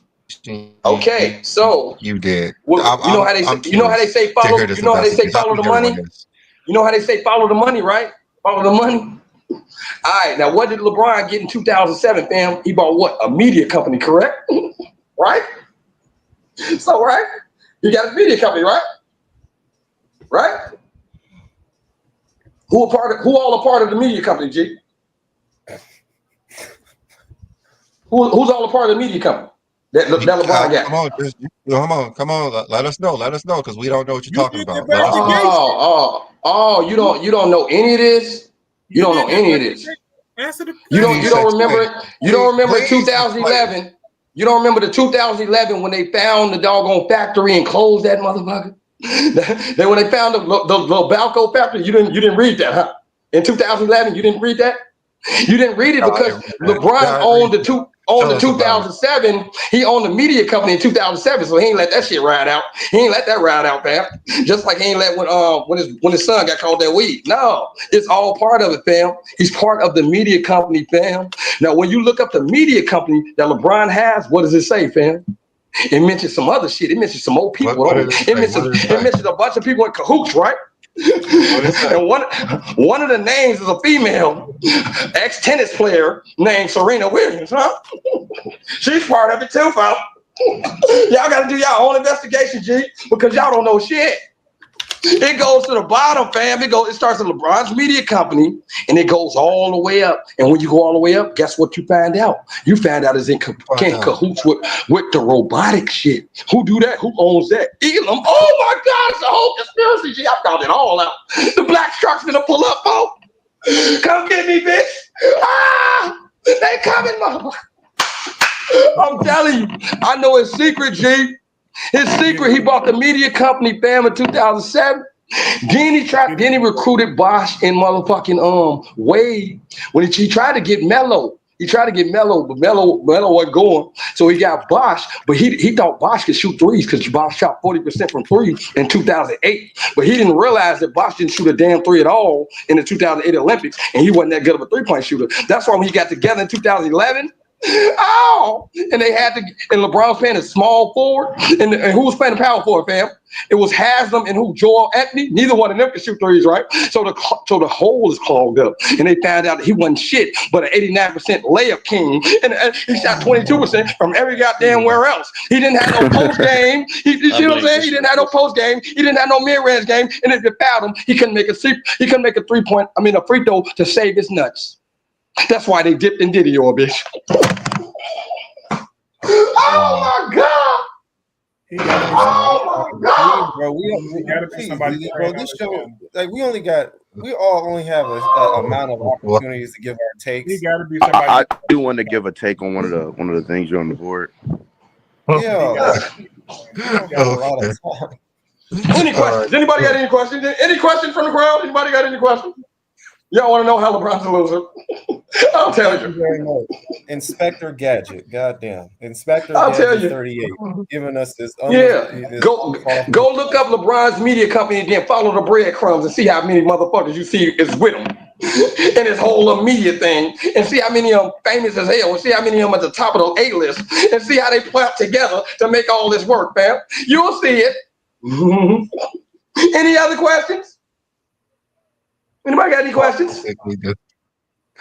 Okay, I'm gonna come. I'm gonna come back to you. I'm definitely gonna come back to you. All right. Okay. Why? All right. That's pretty John, amazing. why? Why you gotta come Why? back to him? Yeah. Yeah, why? Is it Please. just I'm definitely gonna come back to him. All right. Let's go ahead and pick one off the board. All right. Okay. So I want to go to Impact. There's a multiple Impact. players All that have right. been more. You talking? Yeah. I want to go to Impact. I mean, there's multiple players that have been more impactful than LeBron, in his Okay. career, such as Will Chamberlain, Magic Johnson. But the player that I'm going to argue had more impact, in my personal opinion, is Allen Iverson. When you look at Allen Iverson, when you look at point guards with a offensive hub and how you build a team around a point guard with versatile and great defenders, and you pretty much have your point guard being a score first option alongside being passing and playmaking first option. You look at guards like Stephen Curry, Derrick Rose, John Morant, Kyrie Irving. He truly paved the way for all of these all-time great guards we see in today's era. Not only that, when you look at his cultural impact that he had on the game, forcing players to dress how they want to dress, um, uh, and for him, when you look at his cultural impact with his cornrows, with the way he dressed, the fact that he got the NBA rule changes bans not once but twice, with the dress code and with his crossover. When you look at the fact that he truly paved the way for hip hop culture with the league, with these NBA players making music, with these NBA players collabing with rappers, and the whole entire hip hop culture that you see now was paved because of Allen Iverson. And on top of things like him being the first ever 2K cover athlete, on top of him having one of the most iconic and biggest shoe brands in NBA history, and on top of him having things like the shooting sleeve that he also paved the way for. When the shooting sleeve first came out, it's the Allen Iverson sleeve. So when you look at his entire impact on the game, on court, off court, stuff like him impacting the zone defenses, he, in my opinion, is a more impactful player than LeBron James. Okay. That's good because we all know AI was very impactful. So when I look at impactful, I look at, a little bit of different things. I look at what a player does to actually get his team in certain spots, certain positions, what they're doing on that team. So for instance, I don't believe anybody has led a team to more being the best players, leading them to the finals. Like we said, LeBron James is the only player to lead three different teams to titles as the Finals MVP. So that's very impactful. Not only that, there's no player who has led their team in scoring 20 times but LeBron James. There's not been one player who led their team in assists 20 times but LeBron James. LeBron James has led his team in defensive rebounds 15 times and steals 14 times. So we see how impactful he is on the court. When you look at value of replacement, which shows your like impact on the team, LeBron James leads in that in the postseason and in the playoffs. And him and Michael Jordan has led their teams more times in that category than anybody. So when we talk about impactful, we always talk about LeBron and Jordan. It's because we have the stats to actually back it up. But when you go about more than just stats, more than just points, go by scoring, assists, defense. LeBron James is more impactful as a player on his team than anybody has been in the history. Look at when he went to the Heat. They didn't make it out the first round for 4 years. Second year, they won the title. When he went back to the Cavs, they was in the lottery for 4 years. How impactful he is. Their first year, they're in the finals. Second year, they win the title. Go to the Lakers. 6 years, they were a lottery team for 6 years. Second year, they win the title. So that's what I look at how impactful somebody is on the court is when they're able to do things to get their team over the top, or they're constantly leading their team in categories like LeBron James has done with scoring, assisting, and his defense. That's why I say LeBron James is the most impactful player that I have ever seen in basketball, period. There's no one who's more impactful than him in I sports, mean, in basketball history. yeah, the on-court impact, you can certainly say that LeBron James was the most on court impactful players in NBA history, and I would agree. But when I'm looking at just for overall impact, I'm looking at his impact relative to how he impacted the league and the history of the league. And when you look at Allen Iverson, his impact goes way beyond just purely on the court impact. Even if you look at his on court impact, he really paved the way for the score first guard. He really paved for the way for your guard to pretty much run the entire offense through your guard, passing, playmaking, and also scoring in a league and in an era which we called a big dominant era. He really paved the way for that. So again, like Allen Iverson impact is multiple eras of basketball, not just the 2000s, but also the 2010s, but also the 2020s now. A lot of these guards that we see had huge impact, they were impacted a lot by Allen Iverson and his style of play. And also, again, the off-court impact matters to me too when you talk about impact on the league. And I don't think you can really make a case for LeBron James outside of on-court impact for him to have to be more impactful than a guy like Allen Iverson, Will Chamberlain, or Magic Johnson. So are you saying off the court LeBron's not impactful? No, really? Not saying he's not impactful off the court. He's not as impactful as Allen Iverson. I don't even think it's close. But wait, no hurry. But to me, that doesn't sound as impactful as LeBron James off the court. I think player empowerment is way more important than just guys dressing in baggy clothes and having cornrows. Yeah. They don't really do that anymore. Like, yeah, they don't even like player empowerment. It's not necessarily about them dressing in baggy clothes and cornrows, but a lot of players you see right now expressing themselves more in the way that they dress. When you look at the league back in Allen Iverson's day, they were not expressing themselves nowhere near like that because of the certain rules into which they only could wear suits and things of that nature. He paid point. Yeah, fashion? yeah. Like, He paved the way. He paved the way for overall fashion and players and expressing themselves. That was all Allen Iverson. Like, fashion is more important than players being able to control their success. Nobody said that, Ishmael. No, you're saying it's more impactful because it's pretty much just fashion. It's a plethora. It was that's the argument you took. I had a plethora of things why Allen Iverson was more impactful. Westbrook I said the hip hop culture that he brought, to the league, which is undeniably what started with Allen Iverson. I'm talking about things like the shooting sleeves was Allen Iverson. I'm talking about his on-ball. I'm talking about his on-ball impact and the way he impacted his own defenses and the way he impacted the score first point guard and the offensive point guard. Nahari, let me talk. Nahari, you said you don't think LeBron has that off-court impact, and I'm addressing that.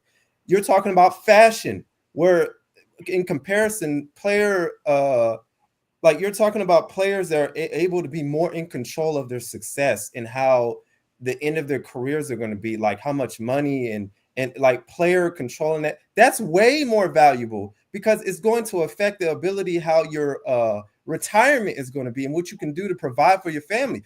Being in control of what you can provide for your family in comparison wearing cornrows and sleeves, like those are that's way better. I'd rather have that, and we're having to be forced to wear suits and cut my hair and control how much money and how much I'm able to control of what I've done in the success of my career financially, way more than being able to dress in hunky-dory like outfits and shit on the court. Like, come on, bro. Like that logically doesn't make any sense. No, especially if you're a grown adult. No, nobody. Okay, Ishmael. The argument. Nobody's making an argument. You said off the court. You said that's off the court. Nobody is making. Okay, Ishmael. Nobody's going to make that argument that LeBron James wasn't impactful.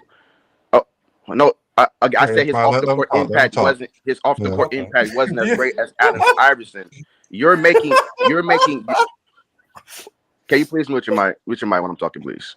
You're saying things that I never said. Not once did I ever say LeBron James didn't have great off the court impact. His off the court impact wasn't as great as Allen Iverson because of a multiple things. Like I keep telling you, hip hop culture, undeniably, the hip hop culture that you see right now in today's game. No, that's not fashion. Two completely different things. When you see things like rappers making albums, that was started with Allen Iverson. When you see things like when you see things like NBA players collabing with rappers and things like of that nature, that was Allen Iverson. That is his off the court. That's his off the court impact. I believe when you look at LeBron James, yes, he had a big part. He had a big part. That's what he's saying. He had a big part in the player empowerment. There was player empowerment way before what LeBron James fans do is they try to give him all the credit, bro. There was player empowerment. There was player empowerment way before LeBron James. Shaq was a big part of the player empowerment. Will Chamberlain was a big part of player empowerment. Will Chamberlain? No, I'm saying when you look at Allen Iverson's individual impact, that was all him. That was all him. There's no way. And nobody was doing what Allen Iverson was doing as far as cultural impacts. We have never seen anything like that before, and still to this day, people still use those. Till this day, Allen Iverson still has an insane impact on this generation.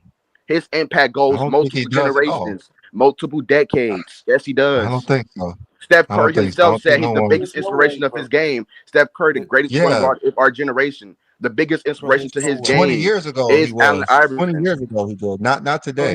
There's no way you're arguing. You said specifically off the court, and LeBron doesn't have. Did I never said? I said overall impact off court and on the court.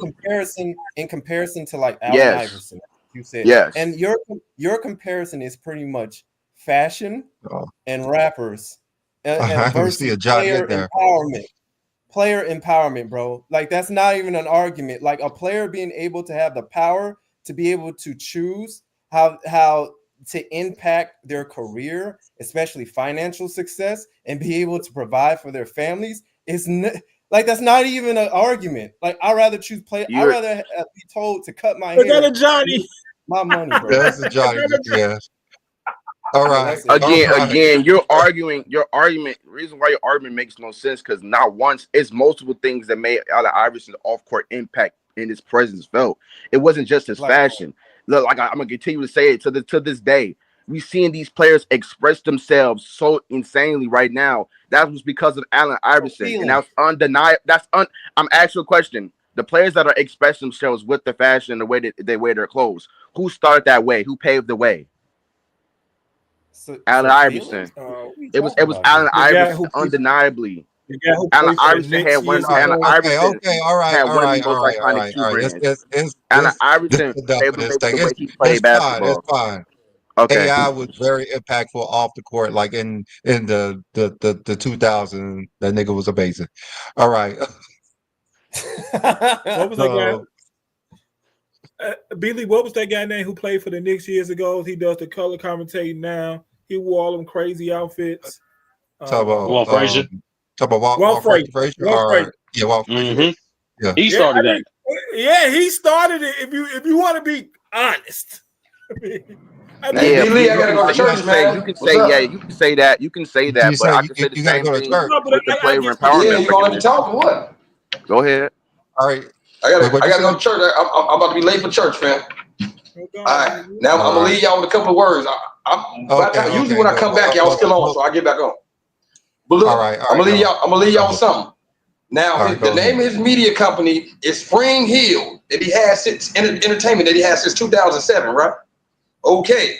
Now, from that shit, who's the that's a media company. Now, 2014, it kind of integrated into what? Like more leaning towards what? More athletes and giving them their flowers and all that shit. So it throws the athletes in there. And then it also leads to what? A robot company. You want me to read it directly since y'all probably ain't getting this? I'm just going to read it directly from Google. Okay.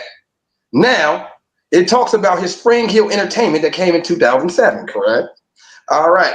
Now, attached to that is also the uninterrupted portion of it when it deals with mainly what? Athletes and empowering them and giving them their flowers and all that. So if you piss them off, you ain't getting on that damn thing. You feel what I'm saying? Now, amongst the whole thing is Maverick Carter. You know who he is, right? And also Serena Williams is on the board of directees. Okay. Now look, it goes to a robot company. Now you already know that's the future. That's where all the money is going to be going. Remember the robots? You don't remember seeing them in the game? Like they showing you how the robots just sit there and how you move and shit in the crowd. You didn't see that shit? You didn't see that shit last year? You didn't see that? Okay. So that's showing you all the money and all the people behind the scenes that's dealing with dude. Why you think dude ain't been smacked yet? He would have got stolen on like Chris Childs did Kobe a long time ago, but R.I.P. Kobe. That's the whole thing. It starts with a media company in 2007, them forming it to nothing but a lot of athletes on 2014, and then in 2016, him joining with Maverick Carter and Serena Williams. Ooh, you want to hear who else is on the list? You're going to have to Google that your damn self. But they all intertwine with each other, goddamn. They all intertwine with each other, man. They working together, man. They working together, man. But still, LeBron's still a bum. He still looked like trash dog shit on 2011, and you can't come back from that, fam. That's why I removed Roberto Duran from the Four Kings, fam. Because instead of throwing them rocks like them stones like he was supposed to be doing like David versus Goliath, he sat on the motherfuckers and said, no mas. You can't be one of the top kings and you quit in a fight like he did, like LeBron did. He quit in 2009, quit in 2010, got his ass chewed down by damn Pauls. By Jason Terry, that y'all don't understand. Jason Terry in less minutes coming off the bench averaged more than LeBron James. Then LeBron James. Oh my God. He averaged more than that nigga coming off the bench in less minutes. So he couldn't move JJ Barrera. He couldn't move old Jason Kidd. And he couldn't move Sean Marion, Deshaun Stevenson, and none of them niggas. And they realized he was weak as hell. And you know why he couldn't do it? Because they had already closed the doggone LaBalco fucking company a couple of months prior to that. He needed a re-up, He couldn't re-up,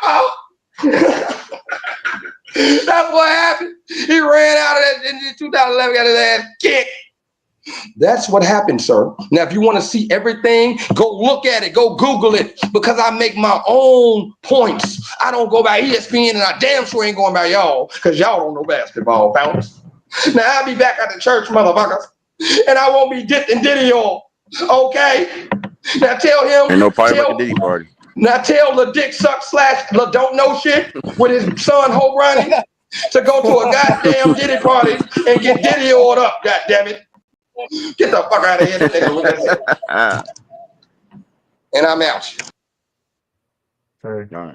Let's go. I wanna real quick though, before I get up out of here, in the argument that Ishmael was making, the reason why the argument is disingenuous was because LeBron James, it was multiple other players before LeBron James who empowered and player empowerment, such as Charles Barkley, Shaquille O'Neal, and Will Chamberlain was the first ever free agent in NBA history. So again, we understand there were multiple other players before Allen Iverson who did the fashion thing and expressed themselves through their clothes, but we understand Allen Iverson is really the guy who put that in the forefront and impacted the league and forced them to change the rules. That's how impactful he was with his culture and fashion.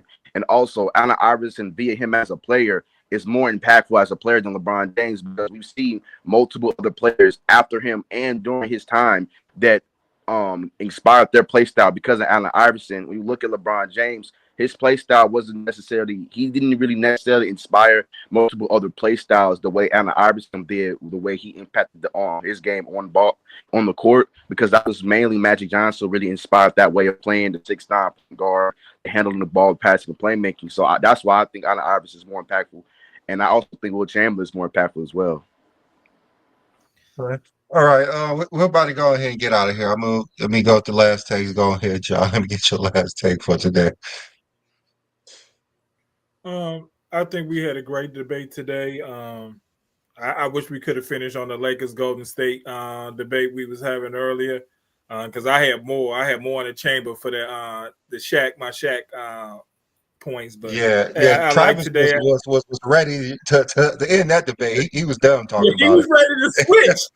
Travis was ready to switch. I kept going at that. So I like that we all don't agree at the same time. Like the guy was making his point about Allen Iverson, and Ishmael was making his point about LeBron James. And I believe everybody should have a right to speak and have it speak up on their points and stand 10 toes down. And I believe this show could be the biggest show out there. Stand 10 toes down on your point, and let's keep doing this every week. All right.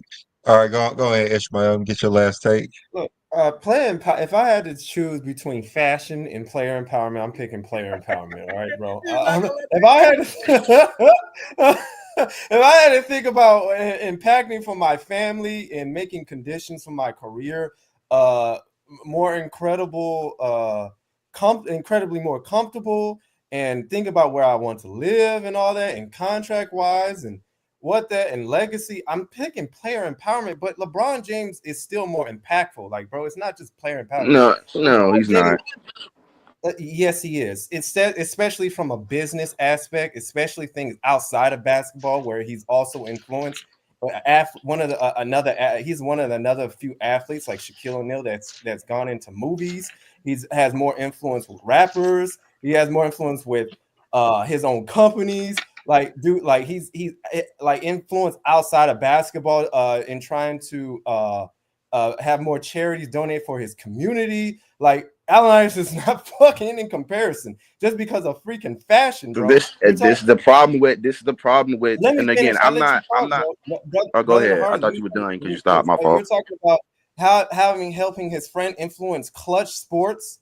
You know how he partnered with his longtime friend Rich Paul and establishing the Clutch Sports Group, like stuff like that, like with great like sports agencies, a bunch of business ventures.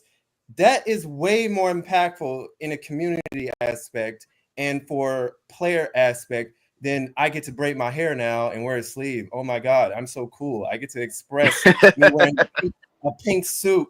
So that's so impactful. Like, I'd rather pick LeBron all day. I'm making more money. I'm in control of my destiny and everything. So yeah. And this is the problem I have, me personally. I want to say this real quick, please. Let me get this off real quick. Hurry up. All right, thank you. This is the problem I have with.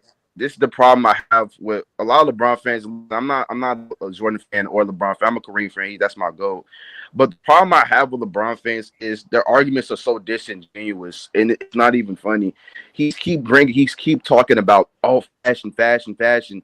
And not once did in my arguments that I mentioned just fashion. See, I quite literally said, and Iverson was more impactful. Hold on, Ishmael. See, just gotta listen. Let's listen. I said multiple times, and Iverson was not more impactful. Wrap it up. Oh yeah. And Iverson had more impact as far as his game, the way he played to impact players in this generation and his own generation. And he also was more impactful off the court for multiple reasons outside of him. Players have been able to express themselves with his hip hop culture. One of the most iconic shoe brands ever, first ever 2K cover athlete, etc. Right? Pretty much that's why he was more impactful. Not just fashion. It's multiple things. It's a plethora of things. All right. Go ahead, Sturdy. Go ahead. John Stockton, not top 5 point guard, of course. Jerry West is definitely a point guard. Stop letting these old heads or whoever lie to y'all. The dude's a point guard. He played 11 years as a point guard. He's a point guard. Third thing is watch the games, bro. Watch the games. Like, there's so many ways to watch games today. You can judge it for yourself. You don't have to rely on media. You don't have to rely on bad takes or just popular takes to judge and influence your opinion. You can literally watch it for yourself and formulate your own opinion, be your own person. Last thing too, I like you guys. I respect you guys. I consider you guys my brother, but this is the only time I'm gonna let that Lamar Jackson dismissal slide. All right, do we leave for you to say Joe Burrow and Josh Allen don't have an MVP because of Patrick Mahomes is extremely disrespectful to the guy right now who's leading the league in passer rating, touchdowns, and I believe still second in quarterback rushing yards too. So that's Lamar Jackson, the other 2-time MVP. So I was saying that they don't have MVP because of Patrick Mahomes' season, because no one was going to win MVP in Lamar Jackson seasons. Oh, that's facts. I'm just saying, Yeah. like that was a little slight dismissal. I'm like, nah, dog. Like, Yeah, I mean, Patrick Mahomes couldn't even win MVP in Lamar Jackson seasons. No, not at all. But Lamar should have won last year. He should win this year. But no, I said Lamar should have won last year because if I word you off your word, that was Dak Prescott last year. Just off your words, that was Dak Prescott. Oh, no. I was just saying the dismissal of it. I wasn't saying that was the reason why he's MVP. I'm saying that's why this guy should not dismissed. But that's not here nor there.